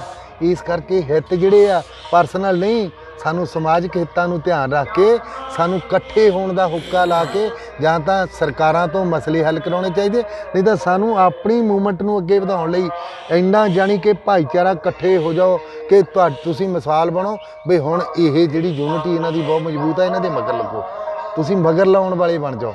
ਬਿਲਕੁਲ ਜੀ, ਰੋਲ ਅਦਾ ਕਰਨ ਦੀ ਹੈ। ਉਸ ਤੋਂ ਪਹਿਲਾਂ ਵੀ ਜੇ ਕੌਲ ਸਾਹਿਬ ਆਪਾਂ ਗੱਲ ਕਰੀਏ, ਜੇ ਅੱਜ ਸਾਡੇ ਗੁਰੂ ਘਰਾਂ ਦੇ ਵਿੱਚ ਇਹ ਰਾਜਿਆਂ ਦੇ ਰੂਪ ਦੇ ਵਿੱਚ ਜੇ ਆਉਂਦੇ ਵੀ ਹੈ, ਤੇ ਇਹ ਵੀ ਸਤਿਗੁਰ ਰਵਿਦਾਸ ਮਹਾਰਾਜ ਜੀ ਦੀ ਕਿਰਪਾ ਸਦਕਾ ਹੀ ਹੈ, ਉਹਨਾਂ ਦੇ ਮਿਸ਼ਨ ਸਦਕਾ ਹੀ ਹੈ। ਸਤਿਗੁਰ ਰਵਿਦਾਸ ਮਹਾਰਾਜ ਜੀ ਨੇ ਵੀ ਰਾਜਿਆਂ ਨੂੰ ਝੁਕਾ ਲਿਆ ਸੀਗਾ, ਡੰਡੌਤ ਕਰਨ ਲਾ ਦਿੱਤਾ ਸੀਗਾ, ਤੇ ਉਹ ਡੰਡੌਤ ਕਰਦੇ ਕਰਦੇ ਅੱਜ ਵੀ ਸਾਡੇ ਗੁਰੂ ਘਰਾਂ ਦੇ ਵਿੱਚ ਇਹ ਆਉਂਦੇ ਨੇ। ਇਹ ਸਤਿਗੁਰ ਰਵਿਦਾਸ ਮਹਾਰਾਜ ਜੀ ਦੀ ਬਦੌਲਤ ਹੀ ਹੈ।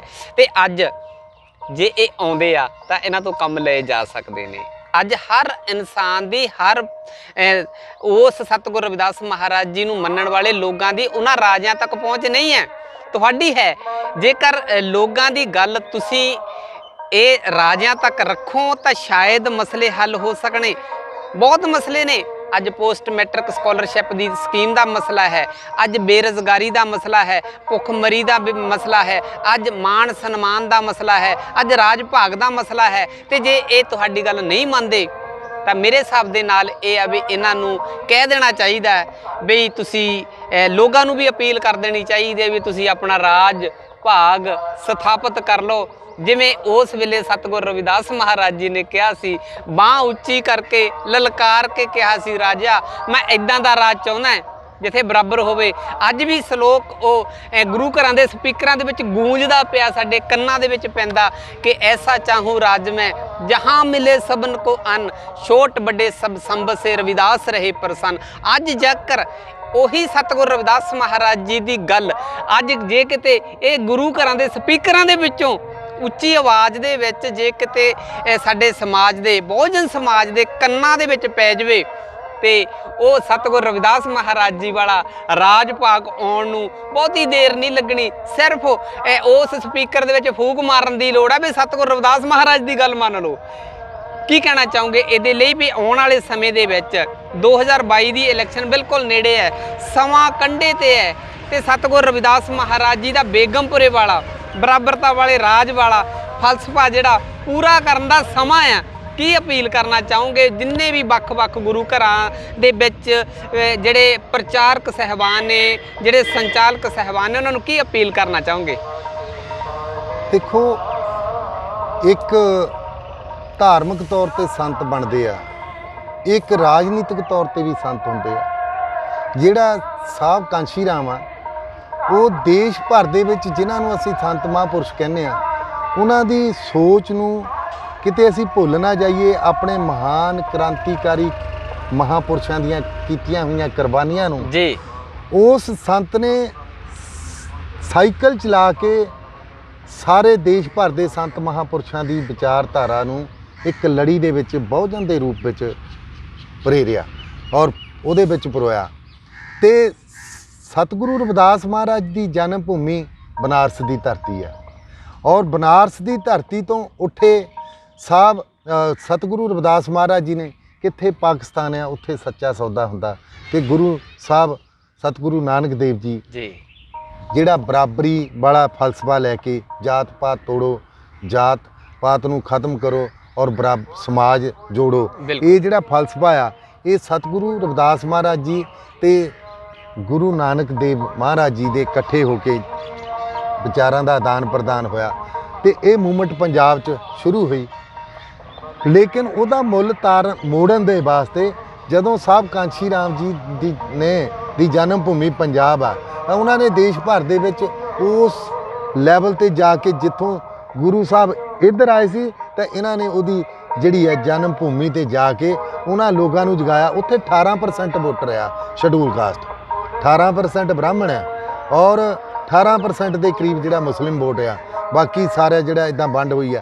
ਇੱਥੇ 36% ਸ਼ਡਿਊਲ ਕਾਸਟ ਆ ਜੀ। 18% ਵਾਲਿਆਂ ਨੇ ਜੀ ਗੁਰੂ ਸਾਹਿਬ ਦੀ ਔਰ ਸਾਹਿਬ ਕਾਂਸ਼ੀ ਰਾਮ ਦੀ ਸੋਚ ਨੂੰ, ਡਾਕਟਰ ਅੰਬੇਡਕਰ ਦੀ ਸੋਚ ਨੂੰ ਅਪਣਾ ਲਿਆ ਜੀ ਤੇ ਉਹਦੀ ਜਨਮ ਭੂਮੀ ਤੇ ਜਿੱਥੇ 84 ਸੀਟਾਂ MP ਦੀਆਂ ਸੀ ਕਿਸੇ ਵੇਲੇ, ਜਿਹੜੀਆਂ ਅੱਜ 80 ਆ, ਤਾਂ ਉਸ 84 ਸੀਟਾਂ ਉੱਥੋਂ ਪ੍ਰਧਾਨ ਮੰਤਰੀ ਪੈਦਾ ਹੁੰਦਾ ਹੈ ਜੀ। ਤਾਂ ਉਹ ਉੱਥੇ ਜਿਹੜਾ ਉਹਨਾਂ ਨੇ ਜਦੋਂ ਗੱਲ ਮੰਨੀ ਆ ਤਾਂ ਦੇਸ਼ ਦੇ ਵਿੱਚ ਜਿਹੜੇ ਅਸੀਂ ਦਰਕਾਰੇ ਹੋਏ ਲੋਕ ਸੀ, ਜਿਹੜੀ ਔਰਤ ਸੀ, ਔਰਤ ਦੇ ਵਿੱਚੋਂ ਜਿਹੜੀ ਅਛੂਤ ਔਰਤ ਸੀ, ਉਹਨਾਂ ਨੂੰ ਜ਼ਿਆਦਾ ਅਪਮਾਨਿਤ ਕੀਤਾ ਹੋਇਆ ਸੀ। ਉਸ ਔਰਤ ਨੂੰ ਜਿਹੜਾ ਆ ਉਹ ਅਗਵਾਈ ਕਰਤਾ ਬਣਾਤਾ ਔਰ ਉਸ ਔਰਤ ਨੂੰ ਦੇਸ਼ ਭਰ ਦੇ ਵਿੱਚ ਸਭ ਤੋਂ ਵੱਡੇ ਪ੍ਰਦੇਸ਼ ਦੀ 4 ਵਾਰ ਮੁੱਖ ਮੰਤਰੀ ਬਣਾਇਆ। ਅੱਜ 5ਵੀਂ ਵਾਰ ਉੱਥੇ ਰੌਲਾ ਪੈ ਰਿਹਾ ਕਿ ਹੁਣ ਕੋਈ ਰੋਕ ਨਹੀਂ ਸਕਦਾ। 5ਵੀਂ ਵਾਰ ਵੀ ਮਾਇਆਵਤੀ ਜਿਹੜਾ ਉਹ ਉੱਤਰ ਪ੍ਰਦੇਸ਼ ਦੀ ਭੈਣ ਜੀ ਦਾ ਨਾਂ ਆ ਰਿਹਾ ਵੀ ਉਹ ਮੁੱਖ ਮੰਤਰੀ ਬਣ ਗਏ ਜੀ। ਤੇ ਇਹ ਸੂਬਾ ਜਿਹੜਾ ਪੰਜਾਬ ਆ ਇਹ ਗੁਰੂਆਂ ਦੀ ਧਰਤੀ ਆ, ਇਹ ਰਹਿਬਰਾਂ ਦੀ ਧਰਤੀ ਆ ਔਰ ਸਾਹਿਬ ਕਾਂਸ਼ੀ ਰਾਮ ਜਿਹੜੇ ਬਹੁਜਨ ਸਮਾਜ ਦੇ ਜਨਮਦਾਤਾ ਉਹਨਾਂ ਦੀ ਧਰਤੀ ਆ। ਇੱਥੇ ਗਿਣਤੀ ਵੀ ਜਿਹੜੀ ਸ਼ਡਿਊਲ ਕਾਸਟ ਦੀ ਆ ਉਹ 36% ਆ। ਇੱਥੇ ਜਿਹੜਾ ਮੂਵਮੈਂਟ ਅੱਜ ਦੀ ਨਹੀਂ ਚੱਲਦੀ ਪਈ, ਬਾਊ ਮੰਗੂ ਰਾਮ ਮੰਗੋਵਾਲ 1937 ਤੋਂ ਲੈ ਕੇ ਉਹ ਉਸ ਵੇਲੇ ਬਹੁਤ ਵੱਡੇ ਦਾਇਰੇ ਦੇ ਵਿੱਚ ਉਹ ਜਿੱਤੇ ਸਨ। 7 ਜਿਹੜੇ ਆ ਉਹ ਵਿਧਾਨ ਸਭਾ ਦੇ ਵਿੱਚੋਂ ਜਿੱਤ ਕੇ ਗਏ ਸੀ। ਤੇ ਇਹ ਅੱਜ ਜਿਹੜਾ ਆ ਅੱਜ ਪੰਜਾਬ ਦੇ ਵਿੱਚ ਬਾਬਾ ਬੁੱਧ ਸਿੰਘ ਹੋਇਆ ਤੱਲਣ ਤੋਂ ਉਹਨਾਂ ਨੇ ਜਿਹੜੀ ਬਾਬਾ ਸਾਹਿਬ ਅੰਬੇਡਕਰ ਨੂੰ ਪਾਵਰਫੁਲ ਬਣਾਉਣ ਲਈ ਆਪਣੀ ਜਿਹੜੀ ਹੈ ਤਲਵਾਰ ਦੀ ਨੋਕ ਤੇ ਜਾ ਕੇ ਬੰਗਾਲ ਦੇ ਵਿੱਚੋਂ ਵੋਟਾਂ ਪਵਾਈਆਂ ਸੀ ਜੀ। ਅੱਜ ਤੁਹਾਨੂੰ ਜਿਹੜੀ ਤੁਹਾਡੀ ਗਿਣਤੀ ਵੀ ਜ਼ਿਆਦਾ, ਤੁਹਾਨੂੰ ਤਲਵਾਰ ਚੱਕਣ ਦੀ ਨਹੀਂ ਲੋੜ, ਤੁਹਾਨੂੰ ਜਿਹੜਾ ਹਥਿਆਰ ਦੇ ਨਾਲ ਨਹੀਂ ਵਿਚਾਰ ਦੇ ਨਾਲ, ਕਿਉਂਕਿ ਤੁਸੀਂ ਵਿਚਾਰਧਾਰਕ ਇਹ ਬਾਊ ਮੰਗੂ ਰਾਮ ਮੰਗੋਵਾਲ ਤੋਂ ਲੈ ਕੇ ਬੁੱਧ ਸਿੰਘ ਤੋਂ ਲੈ ਕੇ ਬਾਬਾ ਸਾਹਿਬ ਅੰਬੇਡਕਰ ਤੇ ਸਾਹਿਬ ਕਾਂਸ਼ੀ ਰਾਮ ਤੋਂ ਲੈ ਕੇ ਅੱਜ ਇੰਨੇ ਆ ਧਰਮ ਮੂਵਮੈਂਟਾਂ ਚੱਲੀਆਂ ਔਰ ਬਹੁਜਨ ਸਮਾਜ ਦੀ ਮੂਵਮੈਂਟ ਚੱਲੀ ਆ, RPI ਚੱਲੀ ਆ। ਅੱਜ ਲੋਕ ਤਿਆਰ ਆ, ਵਿਚਾਰਾਂ ਨਾਲ ਤਿਆਰ ਆ, ਸਿਰਫ ਤੇ ਸਿਰਫ ਸਮਾਜ ਲਈ ਜੁੜਨ ਦੀ ਲੋੜ ਆ। ਆਪਣੇ ਆਪਣੇ ਸਵਾਰਥ ਲਈ ਬਹੁਤ ਵੱਡੇ ਆਪਣੇ ਆਪ ਨੂੰ ਖੱਬੀ ਖਾਂ ਕਹਾਉਂਦੇ ਆ, ਲੇਕਿਨ ਜੇ ਅਸੀਂ ਰਿਜ਼ਲਟ ਦੇਖਦੇ ਹਾਂ ਰਿਜ਼ਲਟ ਜ਼ੀਰੋ ਆ। ਇਸ ਕਰਕੇ ਅੱਜ ਸਮਝੌਤਾ ਵੀ ਹੋ ਗਿਆ, ਜਿੱਥੇ 36% ਆ ਉੱਥੇ 52% ਸਿੱਖ ਜਿਹੜਾ ਆ ਉਹ ਵੀ ਤੁਹਾਡੇ ਨਾਲ ਆ। ਤੇ ਜੇ ਥੋੜੀ ਵਾਲੀ ਵੋਟ ਖਿਸਕੇਗੀ ਤੇ 30% ਵਾਲਾ ਰਿਜ਼ਲਟ ਦੇ ਦਿੰਦਾ, 30% ਵਾਲਾ। ਤੇ ਸਾਡਾ ਤਾਂ ਜਿਹੜਾ ਇਸ ਵੇਲੇ 36% ਚੋਂ 30% ਉੜ ਵੀ ਜਾਊ ਤੇ 50% ਅਸੀਂ ਜਿਹੜਾ ਇਕੱਠੇ ਹੋ ਕੇ ਪੰਜਾਬ ਤੇ ਕਬਜ਼ਾ ਕਰ ਸਕਦੇ ਹਾਂ। ਇਸ ਕਰਕੇ ਲੋੜ ਸਿਰਫ ਇਹ ਆ ਵੀ ਕਿੰਤੂ ਪਰੰਤੂ ਕਰਨ ਦੀ ਬਜਾਏ ਅੱਜ ਆਪਣੇ ਆਪਣੇ ਸਵਾਰਥ ਨੂੰ ਛੱਡ ਕੇ ਸਿਰਫ ਤੇ ਸਿਰਫ ਜਿਹੜੇ ਜੈ ਭੀਮ ਕਹਿੰਦੇ ਆ, ਜੈ ਭੀਮ ਇੱਕ ਪਹਿਚਾਨ ਆ ਵੀ ਜੈ ਭੀਮ ਜਿਹੜਾ ਇੱਕ ਹਥਿਆਰ ਆ, ਉਹ ਕਾਹਦੇ ਖਿਲਾਫ ਆ? ਮਨੂਵਾਦੀ ਵਿਵਸਥਾ ਦੇ ਖਿਲਾਫ। ਵੀ ਜੇ ਮਨੂਵਾਦੀ ਵਿਵਸਥਾ ਦੇ ਖਿਲਾਫ ਜੈ ਭੀਮ ਕਹਿਣ ਵਾਲਿਆਂ ਨੂੰ ਅੱਜ ਜੈ ਭੀਮ ਪ੍ਰੈਕਟੀਕਲੀ ਕਰਾਉਣੀ ਆ ਤੇ ਸੰਵਿਧਾਨ ਖਤਰੇ 'ਚ ਆ। ਤੇ ਸੰਵਿਧਾਨ ਦੀ ਰਾਖੀ ਕਰਨ ਲਈ ਸਾਨੂੰ ਪੰਜਾਬ ਤੋਂ ਜਿਹੜਾ ਆ ਉਹ ਰਿਜ਼ਲਟ ਦੇਣੇ ਚਾਹੀਦੇ ਆ। ਔਰ ਅੱਜ ਖਾਸ ਕਰਕੇ ਦੁਆਬਾ ਜਿਹੜਾ ਆ, ਇਹ ਦੁਆਬੇ ਦੇ ਵਿੱਚ ਤਾਂ ਬਹੁਤ ਜਿਹੜੇ ਲੋਕ ਸੂਝਵਾਨ ਆ ਤੇ ਔਰ ਮਾਝੇ ਮਾਲਵੇ ਦੇ ਵੀ ਅੱਜ ਤਿਆਰ ਹੋ ਚੁੱਕੇ ਆ। ਤੇ ਅੱਜ ਸਾਨੂੰ ਛੋਟੀਆਂ ਜਥੇਬੰਦੀਆਂ, ਛੋਟੇ ਘਰੇਲੂ ਕਲੇਸ਼ ਔਰ ਪਰਸਨਲ ਰੰਜਿਸ਼ਾਂ ਛੱਡ ਕੇ ਸਮਾਜ ਲਈ ਭਾਈਚਾਰਾ ਬਣਾਉਣਾ ਚਾਹੀਦਾ ਹੈ। ਕਿਉਂਕਿ ਗੁਰੂ ਰਵਿਦਾਸ ਨੇ ਕਿਹਾ ਸੀ ਕਿ ਸਾਧ ਸੰਗਤ ਮਿਲ ਰਹਿਣਾ ਮਾਧੋ ਜੈਸੇ ਮਦਮ ਮਖੀਰਾ। ਤੁਸੀਂ ਮਖੀਰ ਦੀਆਂ ਮੱਖੀਆਂ ਦੀ ਤਰ੍ਹਾਂ ਜਿਹੜਾ ਉਹ ਇਕੱਠੇ ਹੋ ਜਾਓ ਤੇ ਤੁਹਾਨੂੰ ਕੋਈ ਜਿਹੜਾ ਜਿੱਤ ਯਕੀਨੀ ਆ। ਚੰਡੀਗੜ੍ਹ ਦੀ ਜਿਹੜੀ ਵਿਧਾਨ ਸਭਾ ਉਹ ਤੁਹਾਡੇ ਲਈ ਵੇਟ ਕਰ ਰਹੀ ਆ, ਤੁਸੀਂ ਉਹਦੇ ਵਿੱਚ ਜਾ ਕੇ ਬੈਠ ਸਕਦੇ ਆ ਤੇ ਤੁਹਾਨੂੰ ਕੋਈ ਰੋਕ ਨਹੀਂ ਸਕਦਾ। ਸਾਨੂੰ ਕਿਸੇ ਤੋਂ ਰੈਜ਼ਰਵੇਸ਼ਨ ਲੈਣ ਵਾਲੇ ਨਹੀਂ, ਰੈਜ਼ਰਵੇਸ਼ਨ ਦੇਣ ਵਾਲੇ ਸਾਡੇ ਮਹਾਂਪੁਰਸ਼ਾਂ ਨੇ ਬਣਾਇਆ। ਇਹ ਜਿਹੜੇ ਰੌਲਾ ਪਾਉਂਦੇ ਆ, ਕਿਉਂਕਿ ਖਾਸ ਕਰਕੇ ਰੈਜ਼ਰਵੇਸ਼ਨ ਜਿਹੜੀ ਦੇ ਵਿਰੁੱਧ ਬੋਲਦੇ ਆ, ਉਹ ਅੱਜ ਉਹਨਾਂ ਨੂੰ ਪੁੱਛਣਾ ਚਾਹੀਦਾ ਵੀ ਕੈਬਨਿਟ ਦੇ ਵਿੱਚ ਸਾਨੂੰ ਹਿੱਸਾ ਕੀ ਮਿਲਿਆ ਹੈ, ਯੂਨੀਵਰਸਿਟੀਆਂ 'ਚ ਸਾਨੂੰ ਹਿੱਸਾ ਕੀ ਮਿਲਿਆ, ਵਾਈਸ ਚਾਂਸਲਰਾਂ ਦੇ ਵਿੱਚ ਸਾਡਾ ਕੀ ਹਿੱਸੇਦਾਰੀ ਆ, ਸੁਪਰੀਮ ਕੋਰਟ ਦੇ ਜੱਜਾਂ 'ਚ ਸਾਡੀ ਫੈਸਲਾ ਲੈਣ ਵਾਲਿਆਂ 'ਚ ਕੀ ਹਿੱਸੇਦਾਰੀ ਆ। ਇਹ ਜਿਹੜੀ ਹੈ ਇਹ ਸਾਰਾ ਸਾਨੂੰ ਅੱਜ ਸੋਚ ਕੇ ਹੀ ਆਪਣੇ ਸਮਾਜ ਹਿੱਤ ਨੂੰ ਧਿਆਨ 'ਚ ਰੱਖ ਕੇ ਪਰਸਨਲ ਹਿੱਤਾਂ ਨੂੰ ਛੱਡ ਕੇ ਸਾਨੂੰ ਗਲਵੱਕੜੀਆਂ ਪਾ ਕੇ ਆਪਣੀ ਇੱਕ ਮਤ ਹੋ ਕੇ ਸਭ ਜਾਤੀਆਂ ਨੂੰ ਇਕੱਠੇ ਹੋਣਾ ਚਾਹੀਦਾ। ਜਿਹੜੇ ਸੰਵਿਧਾਨ ਵਿਰੋਧੀ ਲੋਕ ਅੰਸਰ ਆ ਉਹਨਾਂ ਨੂੰ ਸੰਵਿਧਾਨ ਤੋਂ ਲਾਂਭੇ ਕਰਨਾ ਚਾਹੀਦਾ। ਇਸ ਕਰਕੇ ਸਾਨੂੰ ਜਿਹੜਾ ਓਪਨ ਵਿਰੋਧ ਕਰਨ ਦੀ ਬਜਾਏ ਜੇ ਕੋਈ ਸਾਨੂੰ ਮੰਗਿਆ ਜਾਂ ਚਾਹਤ ਆ ਉਹ ਸਾਨੂੰ ਆਪਣੀ ਪਾਰਟੀ ਦੇ ਅੰਦਰ ਬਹਿ ਕੇ ਰੱਖਣੀ ਚਾਹੀਦੀ ਸੀ। ਤੇ ਇਸ ਕਰਕੇ ਜਿਹੜਾ ਖੁਦ ਜ਼ਿੰਮੇਵਾਰ ਹੋ ਕੇ ਅਗਰ ਉਹਦੀ ਜ਼ਿੰਮੇਵਾਰੀ ਦੇ ਵਿੱਚ ਜੇ ਕੋਈ ਵਿਰੋਧ ਕਰੇਗਾ ਤਾਂ ਫੈਸਲਾ ਉਹ ਵੀ ਇੱਦਾਂ ਦਾ ਹੀ ਲਵੇਗਾ। ਕਿਉਂਕਿ ਇਸ ਕਰਕੇ ਕਿਉਂਕਿ ਆਰਗੇਨਾਈਜੇਸ਼ਨ ਦੇ ਅਸੂਲ ਹੁੰਦੇ ਆ ਵੀ ਜੋ ਫੈਸਲੇ ਹੋਏ ਆ ਉਹਨਾਂ ਨੂੰ ਜਿਹੜਾ ਘੱਟੋ ਘੱਟ ਜਿਹੜੀ ਆਰਗੇਨਾਈਜੇਸ਼ਨ ਆ, ਜਿਹੜੇ ਆਰਗੇਨਾਈਜੇਸ਼ਨ ਤੋਂ ਬਾਅਦ ਸਪੋਰਟਰ ਆ ਉਹ ਬੋਲ ਸਕਦੇ ਆ।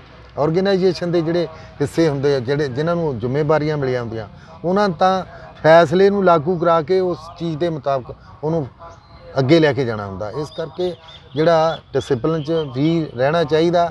ਬਾਕੀ ਕਿਉਂਕਿ ਕਈ ਵਾਰੀ ਜਿਹੜਾ ਆ ਉਹ ਮਤਲਬ ਪਾਰਟੀ ਚੰਗਾ ਫੈਸਲਾ ਲੈ ਕੇ ਜਦੋਂ ਕੋਈ ਕੰਮ ਕਰਦੀ ਆ, ਕਈ ਸੀਟਾਂ ਨੂੰ ਲੈ ਕੇ ਜਿਹੜਾ ਰੌਲਾ ਆ ਉਹ ਹੁਣ ਸਾਰਾ ਕੁਝ ਪਾਰਟੀ ਇਹ ਕਹੇ ਵੀ ਮੇਰੇ ਮੁਤਾਬਕ ਹੋਵੇ ਉਹ ਵੀ ਨਹੀਂ ਹੁੰਦਾ, ਦੂਸਰੇ ਦੇ ਦੀਆਂ ਸੁਣੀਆਂ ਜਾਂਦੀਆਂ। ਵਰਕਰ ਦੀ ਵੀ ਸੁਣਨੀ ਚਾਹੀਦੀ ਹੈ। ਹਾਂ, ਤੇ ਇਸ ਕਰਕੇ ਜਿਹੜਾ ਕਈ ਗੱਲਾਂ ਜਿਹੜੀਆਂ ਉਹ ਮਤਲਬ ਹੁੰਦੀਆਂ ਕਿ ਅਸੀਂ ਜਿੱਦਾਂ ਅਕਾਲੀ ਦਲ ਆ, ਅਸੀਂ ਕੁਛ ਉਹਦੀਆਂ ਮੰਨਣੀਆਂ ਕੁਛ ਆਪਣੀਆਂ ਮਨਾਉਣੀਆਂ। ਤੇ ਲੰਬੇ ਅਰਸੇ ਤੋਂ ਜਦੋਂ ਅਸੀਂ ਰਿਜ਼ਲਟ ਦੀ ਭਾਲ 'ਚ ਆ ਤੇ ਫਿਰ ਜ਼ਰੂਰੀ ਨਹੀਂ ਹੁੰਦਾ ਵੀ ਆਹ ਹੀ ਸੀਟਾਂ ਸਾਨੂੰ ਮਿਲਣ। ਫਿਰ ਜੋ ਕੁਛ ਮਿਲਦਾ ਆ ਉਹਨਾਂ 'ਚੋਂ ਸਾਡਾ ਰਿਜ਼ਲਟ ਪਹਿਲਾਂ ਆਵੇ ਤੇ ਗਾਹਾਂ ਜਦੋਂ ਇੱਕ ਦੂਸਰੇ 'ਤੇ ਪਾਰਟੀਆਂ ਦਾ ਵਿਸ਼ਵਾਸ ਬਣਦਾ ਫਿਰ ਸਿੱਕੇਬੰਦ ਸੀਟਾਂ ਲੈ ਕੇ ਅਸੀਂ ਜੇ ਸਾਡਾ ਲਕਸ਼ ਭਾਰਤ ਦੇ ਉੱਤੇ ਰਾਜ ਕਰਨਾ ਆ ਤੇ ਅੱਜ ਛੋਟੇ ਜਿਹੀ ਗੱਲ ਨੂੰ ਲੈ ਕੇ ਅਸੀਂ ਬਾਬਵੇਲਾ ਨਹੀਂ ਖੜਾ ਕਰਨਾ ਚਾਹੀਦਾ। ਕਿਉਂਕਿ ਅੱਜ ਸੀਟਾਂ ਜੇ ਘੱਟ ਮਿਲੀਆਂ, ਜਦੋਂ ਸਾਡੀ ਸਰਕਾਰ ਬਣ ਜਾਣੀ ਆ ਤੇ ਪਾਰਲੀਮੈਂਟ ਦਾ ਜਦੋਂ 2024 'ਚ ਇਲੈਕਸ਼ਨ ਆਏਗਾ ਤੇ ਸਾਡਾ ਲਕਸ਼ ਆ ਦੇਸ਼ ਦੀ ਸੱਤਾ ਤੇ ਰਾਜ ਕਰਨਾ, ਭੈਣ ਜੀ ਨੂੰ ਪ੍ਰਧਾਨ ਮੰਤਰੀ ਬਣਾਉਣਾ ਤੇ ਉਹਦੇ ਲਈ ਫਿਰ ਪੰਜਾਬ 'ਚੋਂ ਵਧੀਆ ਸੀਟਾਂ ਵੀ ਲਈਆਂ ਜਾ ਸਕਦੀਆਂ। ਇਸ ਕਰਕੇ ਪਾਰਟੀ ਦੇ ਫੈਸਲੇ ਜਿਹੜੇ ਆ ਉਹ ਸਾਨੂੰ ਸਿਰ ਮੱਥੇ ਰੱਖਣੇ ਚਾਹੀਦੇ ਆ। ਜੇ ਕੋਈ ਸੀਟਾਂ ਦੇ ਵਿੱਚ ਰੱਦੋ ਬਦਲ ਹੋ ਸਕਦੀ ਉਹ ਗੱਲ ਕਰਨੀ ਚਾਹੀਦੀ ਆ। ਜੇ ਨਹੀਂ ਬਦਲ ਹੁੰਦਾ ਤਾਂ ਜੋ ਹੋਇਆ ਫੈਸਲਾ ਉਹਨੂੰ ਮੰਨਣਾ ਚਾਹੀਦਾ। ਹਾਂ ਬਿਲਕੁਲ ਜੀ, ਪਾਰਟੀ ਦੇ ਫੈਸਲੇ ਹੁੰਦੇ ਨੇ। ਵੈਸੇ ਤਾਂ ਗਰਾਊਂਡ ਲੈਵਲ ਤੋਂ ਬਹੁਤ ਸਾਰੀ ਜਾਣਕਾਰੀ ਇਕੱਠੀ ਕਰਕੇ ਬਹੁਤ ਸਾਰੇ ਉਹਦੇ ਤੇ ਫੈਸਲੇ ਲੈ ਕੇ ਸਾਰਿਆਂ ਦੀਆਂ ਰਾਇਆਂ ਲੈ ਕੇ ਕਿਤੇ ਨਾ ਕਿਤੇ ਫੈਸਲਾ ਲੈਣਾ ਹੁੰਦਾ, ਉਹਨੂੰ ਸਮਾਂ ਲੱਗਦਾ ਹੈ। ਮੈਂ ਨਾ ਦੁਹਰਾਵਾਂ ਇਸ ਵੇਲੇ ਚੈਨਲ ਤੋਂ, ਜੇ ਕਿਤੇ ਉਹਨਾਂ ਸੱਜਣਾ ਨੂੰ, ਉਹਨਾਂ ਪਾਰਟੀ ਵਰਕਰਾਂ ਨੂੰ, ਉਹਨਾਂ ਲੀਡਰਾਂ ਨੂੰ, ਉਹਨਾਂ ਮਿਹਨਤੀ ਲੋਕਾਂ ਨੂੰ ਨਾ ਕੱਢਿਆ ਹੁੰਦਾ ਤੇ ਅੱਜ ਪਾਰਟੀ ਦੇ ਜਿਹੜੇ ਰਿਜ਼ਲਟ ਹੈਗੇ ਨੇ ਉਹ ਹੋਰ ਵਧੀਆ ਹੋਣੇ ਸੀ, ਵਧੀਆ ਤਰੀਕੇ ਨਾਲ ਹੋਣੇ ਸੀ। ਤੇ ਅੱਜ ਇੰਨਾ ਇੱਕ ਦੂਜੇ ਤੋਂ ਆਸ ਰੱਖਣ ਦੀ ਲੋੜ ਨਹੀਂ ਸੀ, ਕਿਸੇ ਦੇ ਤਰਲੇ ਕਰਨ ਦੀ ਲੋੜ ਨਹੀਂ ਸੀਗੀ। ਚਲੋ ਖੈਰ ਇਹ ਵੀ ਨਾਲ ਪੱਖ ਹੈ ਕਿ ਜੇਕਰ ਉਸ ਬੰਦੇ, ਉਹ ਜਿਹੜੇ ਲੀਡਰ ਸਾਹਿਬਾਨ ਸੀ ਜਿਨ੍ਹਾਂ ਦੀਆਂ ਕੋਈ, ਉਹਨਾਂ ਨੇ ਕਈ ਵਾਰੀ ਉੱਠ ਕੇ ਗੱਲ ਕੀਤੀ ਹੋ ਸਕਦੀ ਆ ਵੀ ਇੱਥੋਂ ਫੈਸਲਾ ਬਦਲ ਲਓ ਤਾਂ ਚੰਗੀ ਗੱਲ, ਉਹ ਤਤਕਾਲ ਵੀ ਉਸ ਬੰਦੇ ਤੇ ਸਖਤੀ ਕਰ ਦੇਣੀ, ਉਸ ਲੀਡਰ ਤੇ ਸਖਤੀ ਕਰ ਦੇਣੀ, ਉਹ ਵੀ ਠੀਕ ਨਹੀਂ ਹੈ। ਲੋਕਾਂ ਦੀਆਂ ਭਾਵਨਾਵਾਂ, ਲੋਕ ਵੱਡੇ ਹੁੰਦੇ ਨੇ, ਲੀਡਰ ਨਹੀਂ। ਸਰਕਾਰਾਂ ਲੋਕਾਂ ਨੇ ਬਣਾਉਣੀਆਂ, ਉਹ ਸਰਕਾਰ ਚਾਹੇ ਆਪਣੀ ਹੋਵੇ ਤੇ ਚਾਹੇ ਦੂਜੀਆਂ ਧਿਰਾਂ ਦੀ ਹੋਵੇ। ਲੋਕਾਂ ਨੂੰ ਨਾਲ ਰੱਖਣਾ ਲੋਕਤੰਤਰ ਹੈ, ਡਿਕਟੇਟਰਸ਼ਿਪ ਨਹੀਂ ਹੋਣੀ ਚਾਹੀਦੀ। ਲੋਕਾਂ ਦੀਆਂ ਭਾਵਨਾਵਾਂ ਨੂੰ ਨਾਲ ਰਹਿ ਕੇ ਚੱਲਣ ਦੀ ਲੋੜ ਹੈ। ਆਖਰ ਤੇ ਕੌਲ ਸਾਹਿਬ ਕੀ ਅਪੀਲ ਦਲੀਲ ਕਰਨਾ ਚਾਹੋਗੇ ਕਿ ਰਾਜ ਜਿਹੜਾ ਆ ਉਹ ਸਤਿਗੁਰ ਰਵਿਦਾਸ ਮਹਾਰਾਜ ਜੀ ਦੇ ਸੁਪਨਿਆਂ ਵਾਲਾ ਆ ਜਾਵੇ, ਉਹਨਾਂ ਦੇ ਸੰਕਲਪ ਵਾਲਾ ਆ ਜਾਵੇ? ਕੀ ਕਹਿਣਾ ਚਾਹੋਗੇ?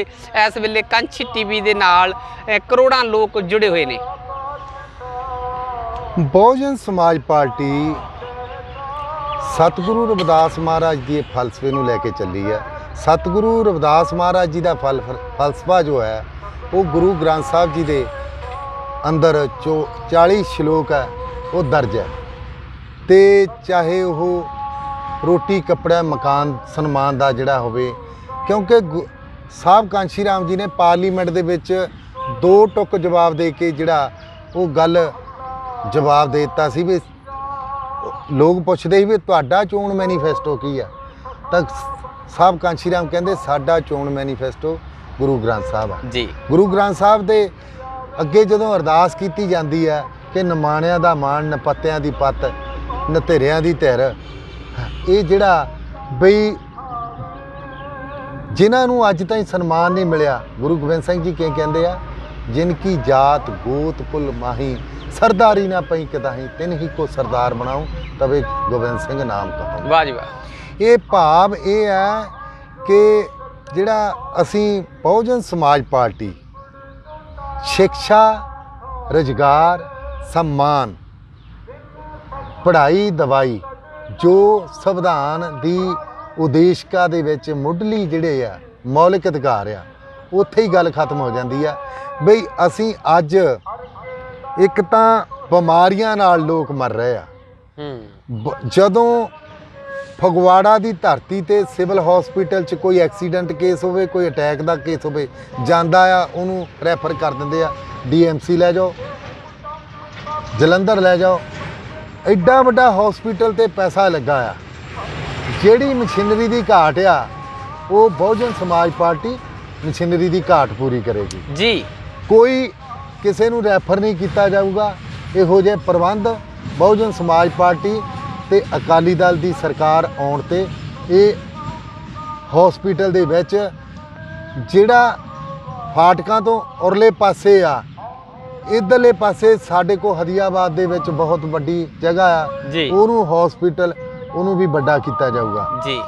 ਜਿਵੇਂ ਅਸੀਂ ਆਪਣੀ ਛੋਟੀ ਜਿਹੀ ਸੀਟ ਦੇ ਉੱਤੋਂ, MC ਦੀ ਸੀਟ ਤੋਂ, ਇਹ 2 ਖੇਤਾਂ ਦੇ ਵਿੱਚ ਮਹਾਂਪੁਰਸ਼ਾਂ ਦਾ ਜਿਨੀ ਡੈਮੋਕ੍ਰੇਸੀ ਦੀ ਸਿਰਜਣਾ ਕੀਤੀ ਆ, ਲੋਕਤੰਤਰ ਦੀ ਸਿਰਜਣਾ ਕੀਤੀ, ਉਹਨਾਂ ਦਾ ਇਤਿਹਾਸ ਰਚ ਕੇ ਲੋਕਾਂ ਨੂੰ ਦੁਨੀਆ ਭਰ ਦੇ ਮਹਾਨ ਕ੍ਰਾਂਤੀਕਾਰਾਂ ਬਾਰੇ ਜਾਣਕਾਰੀ ਦੇਣ ਲਈ ਲਾਇਬ੍ਰੇਰੀ, ਪੜ੍ਹਨ ਵਾਸਤੇ ਲਾਇਬ੍ਰੇਰੀ ਦਾ ਹੋਂਦ ਚ ਲਿਆਂਦੀ ਆ, ਔਰ ਸਟੱਡੀ ਕੇਂਦਰ ਔਰ ਕੇਡਰ ਕੈਂਪ ਲਾਉਣ ਵਾਸਤੇ ਹਾਲ ਬਣਾਇਆ ਜੀ, ਜਿਹੜਾ ਸਾਡੇ NRIਆਂ ਦੀ ਬਦੌਲਤ ਹੋਇਆ ਜੀ। ਤੇ ਅੱਜ ਅਸੀਂ ਇਹ ਬਹੁਤ ਵੱਡਾ ਪੈਲਸ ਬਣਾਇਆ।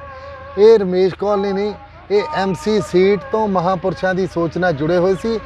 ਉਹ ਚੰਗੀ ਸੋਚ ਦੀ ਸਰਾਹਨਾ NRIਆਂ ਨੇ ਕੀਤੀ ਆ। ਗਰਾਊਂਡ ਤੇ ਚੱਪੇ ਚੱਪੇ ਤੇ ਲੋਕ ਜਿਹੜੇ ਮੁਲਾਜ਼ਮ ਆ ਇਹ ਜੁੜੇ ਹੋਏ ਆ, ਤਾਂ ਹੀ ਐਡਾ ਵੱਡਾ ਇਹ ਇਤਿਹਾਸ ਬਣਿਆ। ਅਗਰ ਅਸੀਂ ਫਗਵਾੜੇ ਦੇ ਵਿੱਚ ਮੌਕਾ ਮਿਲੇਗਾ ਤੇ ਐਜੂਕੇਸ਼ਨ ਦਾ ਪ੍ਰਬੰਧ ਜਿਹੜਾ ਕੀਤਾ ਜਾਊਗਾ। ਜੇ ਲਵਲੀ ਯੂਨੀਵਰਸਿਟੀ ਬਣ ਸਕਦੀ ਆ ਤੇ ਸਰਕਾਰੀ ਯੂਨੀਵਰਸਿਟੀ ਕਿਉਂ ਨਹੀਂ ਬਣ ਸਕਦੀ? ਕੀ ਬਾਤ ਹੈ ਜੀ। ਤੇ ਜਿਹੜੇ ਬੇਰੁਜ਼ਗਾਰ ਫਗਵਾੜੇ ਦੇ ਵਿੱਚ ਘੁੰਮਦੇ ਆ ਉਹਨਾਂ ਦੇ ਲਈ ਅਸੀਂ ਰੁਜ਼ਗਾਰ ਦਾ ਪ੍ਰਬੰਧ ਕਰਾਂਗੇ ਜੀ, ਕਿਉਂਕਿ ਇਹ ਜਿਹੜੀਆਂ ਸੜਕਾਂ ਦਾ ਪੁਲਾਂ ਦਾ ਵਿਕਾਸ ਆ ਸੈਂਟਰ ਵੱਲੋਂ ਹੋ ਰਿਹਾ, ਇਹ ਪ੍ਰੈਕਟੀਕਲ ਜਿਹੜਾ ਘਰ ਪਰਤੀ ਦੇਖੀਏ ਉਹ ਵਿਨਾਸ਼ ਹੋ ਰਿਹਾ। ਕਿਉਂਕਿ ਕੋਈ ਵੀ ਘਰ ਦੇ ਵਿੱਚ ਸਾਨੂੰ ਆਉਣ ਵਾਲੀਆਂ 20 ਸਾਲਾਂ ਬਾਅਦ ਸਾਨੂੰ ਕਰੀਮ ਨਹੀਂ ਲੱਭਣੀ, ਚਾਹੇ ਲੜਕੀ ਹੈ ਚਾਹੇ ਲੜਕਾ ਆ। ਜੇ ਉਹ ਪੜ੍ਹਾਈ ਬੇਸ ਦੇ ਉੱਤੇ ਬਾਹਰ ਚਲ ਜਾਂਦੇ ਆ, ਇੱਧਰਲੀ ਸਿਟੀਜ਼ਨਸ਼ਿਪ ਖਤਮ ਕਰਦੇ ਆ, ਬਾਹਰਲੀ ਅਡਾਪਟ ਕਰ ਲੈਂਦੇ ਆ, ਤੇ ਸਾਡੇ ਕੋਲ ਨਾ ਇੰਜੀਨੀਅਰ ਰਹਿਣੇ ਆ, ਨਾ ਡਾਕਟਰ ਰਹਿਣੇ ਆ, ਤੇ ਨਾ ਮਾਸਟਰ ਰਹਿਣੇ ਆ। ਤੇ ਇਸ ਕਰਕੇ ਅਸੀਂ ਜਿਹੜਾ ਲਾਸਟ ਤੇ ਮੈਂ ਇਹੀ ਕਹਿਣਾ ਚਾਹੁੰਦਾ ਕਿ ਆਓ ਰਲ ਮਿਲ ਕੇ ਹੰਭਲਾ ਮਾਰੀਏ, ਜਿਹੜਾ ਇਹ ਗੱਠ ਜੋੜਿਆ ਇਹਨੂੰ ਮੰਜ਼ਿਲ ਤੱਕ ਲਿਜਾਈਏ। ਤੇ ਇਹ ਜਿਹੜਾ ਫਗਵਾੜਾ ਆ ਇਹ ਪੰਜਾਬ ਦਾ ਧੁਰਾ ਆ, ਸੈਂਟਰ ਪੁਆਇੰਟ ਆ।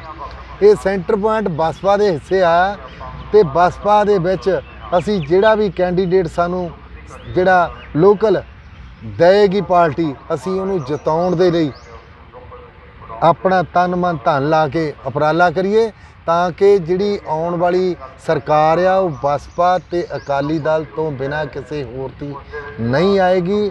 ਇਹ ਪੂਰਨ ਤੌਰ ਤੇ ਪੂਰਨ ਬਹੁਮਤ ਆਏਗੀ, ਤੇ ਉਹਦੇ ਲਈ ਸਾਰੇ ਰਲ ਮਿਲ ਕੇ NRI ਭਰਾ ਗਰਾਊਂਡ ਤੇ ਵੱਖ-ਵੱਖ ਜਥੇਬੰਦੀਆਂ, ਵੱਖ-ਵੱਖ ਧਾਰਮਿਕ ਅਦਾਰੇ ਤੇ ਵੱਖ-ਵੱਖ ਸਾਡੇ ਜਿਹੜੇ ਵੋਟਰ ਆ ਉਹ ਵੱਖ-ਵੱਖ ਪਾਰਟੀਆਂ ਨੂੰ ਅਜਮਾ ਚੁੱਕੇ ਆ।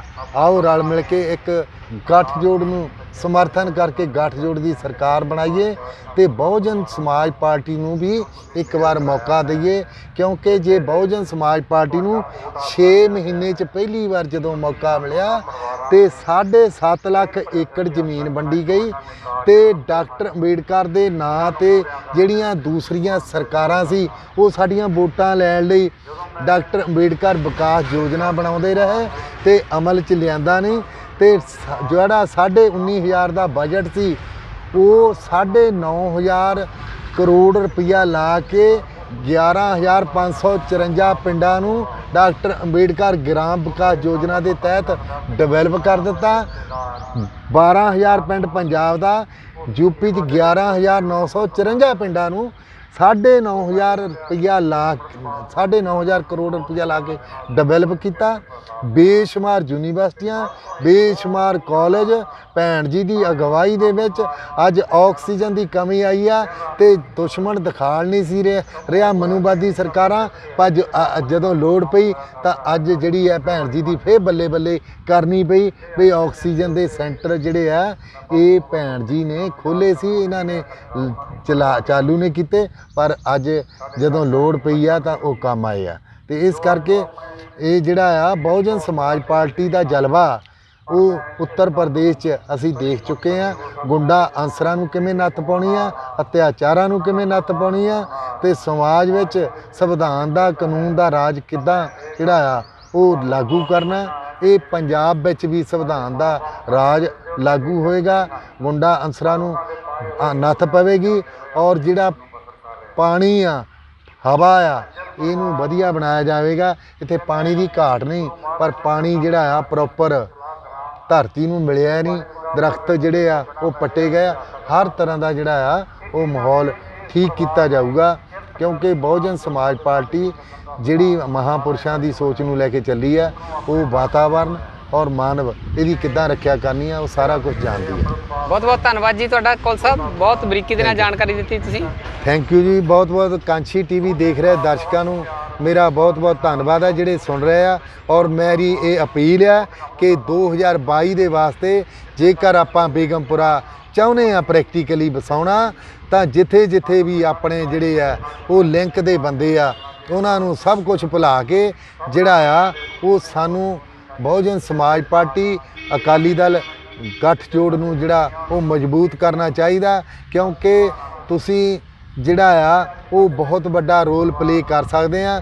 ਜਿਹੜਾ ਪਿਛਲੀ ਵਾਰ ਜਿਹੜਾ ਝਾੜੂ ਵਾਲਿਆਂ ਦਾ ਰਿਜ਼ਲਟ ਆਇਆ ਸੀ ਉਹ ਸਾਡੇ NRI ਭਰਾਵਾਂ ਦਾ ਬਹੁਤ ਵੱਡਾ ਯੋਗਦਾਨ ਸੀ ਤੇ ਝਾੜੂ ਵਾਲਿਆਂ ਨੇ ਕੰਮ ਕੀ ਕੀਤੇ ਆ ਤੁਸੀਂ ਦੇਖ ਲਿਆ ਆ। ਇਸ ਕਰਕੇ ਉਸ ਤਰ੍ਹਾਂ ਦਾ ਇੱਕ ਵੱਡਾ ਜਲਵਾ NRI ਜਿਹੜਾ ਆ ਉਹ ਬਹੁਜਨ ਸਮਾਜ ਪਾਰਟੀ ਨੂੰ ਮਜ਼ਬੂਤ ਕਰਨ ਲਈ ਪੰਜਾਬ ਦੇ ਵਿੱਚ ਹਮਲਾ ਮਾਰ ਦੇਣ ਗਠਬੰਧਨ ਲਈ, ਤੇ ਸਰਕਾਰ ਤੁਹਾਡੀ ਬਣਨ ਤੋਂ ਕੋਈ ਰੋਕ ਨਹੀਂ ਸਕਦਾ। ਤੇ ਬੇਗਮਪੁਰੇ ਦਾ ਜਿਹੜਾ ਉਹ ਰਾਹ ਆ ਉਹ ਫਿਰ ਪੱਧਰਾ ਹੋ ਜਾਏਗਾ ਤੇ ਬੇਗਮਪੁਰਾ ਤੁਹਾਨੂੰ ਪੰਜਾਬ ਦੇ ਵਿੱਚ ਨਜ਼ਰ ਆਏਗਾ। ਇੰਨੀ ਆਸ ਉਮੀਦ ਰੱਖਦਾ ਹੋਇਆ ਕਿ ਤੁਸੀਂ ਗੁਰੂ ਦੇ ਸੁਪਨੇ ਨੂੰ, ਉਹਦੇ ਸੰਕਲਪ ਨੂੰ, ਕਿਉਂਕਿ ਸੁਪਨਾ ਤਾਂ ਜਿਹੜਾ ਕਹਿੰਦੇ ਸੌਂਦੇ ਹੋਏ ਲੋਕ ਲੈਂਦੇ ਆ, ਉਹ ਸੁਪਨੇ ਨੂੰ ਨਹੀਂ, ਉਹਦੇ ਸੰਕਲਪ ਨੂੰ ਜਿਹੜਾ ਆਪਾਂ ਪੂਰਾ ਕਰਨ ਦੇ ਲਈ ਬਾਬਾ ਸਾਹਿਬ ਨੇ ਜਿਹੜਾ ਕਿਹਾ ਸੀ ਕਿ ਜਾਓ ਤੁਸੀਂ ਆਪਣੀਆਂ ਝੁੱਗੀਆਂ ਦੀਆਂ ਦੀਵਾਰਾਂ ਤੇ ਲਿਖੋ ਤੇ ਕਿ ਤੁਸੀਂ ਜੇ ਇਸ ਦੇਸ਼ ਦੇ ਹਾਕਮ ਬਣੋਗੇ। ਤੇ ਸਾਡੇ ਸੰਤ ਮਹਾਂਪੁਰਸ਼ ਸੰਤ ਸਰਵਣਦਾਸ ਜੀ ਨੇ ਬਾਬਾ ਸਾਹਿਬ ਨੂੰ ਕਿਹਾ ਸੀ ਕਿ ਰੰਬਾ ਟੱਲਾ ਇਹਨਾਂ ਦੇ ਕੋਲੋਂ ਛਡਾ ਦੇ, ਦੁਸ਼ਮਣ ਜਿਹੜੇ ਆ ਉਹ ਰੰਬਾ ਟੱਲਾ ਸਾਡੇ ਸਮਾਜ ਦੀਆਂ ਧੀਆਂ ਭੈਣਾਂ ਨੂੰ ਨਰੇਗਾ ਦੇ ਤਹਿਤ ਫੇਰ ਫੜਾ ਰਹੇ ਆ। ਅਗਰ ਅਸੀਂ ਰੰਬਾ ਟੱਲਾ ਛਡਾਉਣਾ ਆ ਤੇ ਆਪਣੇ ਧੀਆਂ ਭੈਣਾਂ ਨੂੰ ਕੁਰਸੀਆਂ ਤੇ ਬਿਠਾਉਣਾ ਆ ਤੇ ਗੁਰੂ ਦੀ ਸੋਚ ਤੇ ਬਾਬਾ ਸਾਹਿਬ ਦੀ ਸੋਚ ਤੇ ਪਹਿਰਾ ਦੇਣ ਲਈ, ਆਪਣੇ ਸਮਾਜ ਨੂੰ, ਆਪਣੇ ਰਾਜ ਨੂੰ ਲਿਆਉਣ ਲਈ, ਆਪਣੀ ਵੋਟ ਦਾ ਸਹੀ ਇਸਤੇਮਾਲ ਕਰਨ ਵਾਸਤੇ ਤੁਸੀਂ ਜਿਹੜਾ ਆ ਉਹ NRI ਭਰਾ ਵੱਡਾ ਰੋਲ ਅਦਾ ਕਰੋਗੇ। ਇਸ ਉਮੀਦ ਦੇ ਨਾਲ ਜੈ ਭੀਮ, ਜੈ ਭਾਰਤ, ਜੈ ਗੁਰਦੇਵ, ਧੰਨ ਗੁਰਦੇਵ ਸਾਰਿਆਂ ਦਾ ਜੀ। ਬਹੁਤ ਬਹੁਤ ਧੰਨਵਾਦ ਜੀ। ਇਹਨੇ ਰਮੇਸ਼ ਕੌਲ ਜੀ ਜਿਨ੍ਹਾਂ ਨੇ ਬਹੁਤ ਬਰੀਕੀ ਨਾਲ ਜਾਣਕਾਰੀ ਦਿੱਤੀ ਹੈ। ਵਿਧਾਨ ਸਭਾ ਜਿਹੜੀਆਂ ਚੋਣਾਂ ਬਿਲਕੁਲ ਨੇੜੇ ਆ ਰਹੀਆਂ ਨੇ, ਇਹ ਸੀਟ ਜਿਹੜੀ ਹੈ ਫਗਵਾੜਾ ਦੀ ਇਹ ਬਹੁਜਨ ਸਮਾਜ ਪਾਰਟੀ ਦੇ ਹਿੱਸੇ ਆਈ ਹੈ। ਅਸੀਂ ਆਸ ਕਰਦੇ ਹਾਂ ਕਿ ਆਉਣ ਵਾਲੇ ਸਮੇਂ ਦੇ ਵਿੱਚ ਬਹੁਜਨ ਸਮਾਜ ਦੇ ਲੋਕ ਸਤਿਗੁਰੂ ਰਵਿਦਾਸ ਮਹਾਰਾਜ ਜੀ ਨੂੰ ਮੰਨਣ ਵਾਲੇ ਲੋਕ ਬਹੁਤ ਵੱਡੇ ਪੱਧਰ ਤੇ ਸਹਿਯੋਗ ਕਰਨਗੇ। ਬਹੁਤ ਬਹੁਤ ਤੁਹਾਡਾ ਧੰਨਵਾਦ ਜੀ। ਦੇਖਦੇ ਰਹੋ ਕਾਂਚੀ TV। ਜੈ ਭੀਮ, ਜੈ ਗੁਰਦੇਵ। ਜੈ ਭੀਮ। ਨਵੀਆਂ ਤੇ ਤਾਜ਼ਾ ਖਬਰਾਂ ਸਭ ਤੋਂ ਪਹਿਲਾਂ ਦੇਖਣ ਲਈ ਸਾਡਾ YouTube ਚੈਨਲ ਲਾਈਕ ਤੇ ਸਬਸਕ੍ਰਾਈਬ ਕਰੋ। ਕਾਂਚੀ TV ਨਾਲ ਹੀ ਦਬਾਓ ਘੰਟੀ ਦਾ ਬਟਨ।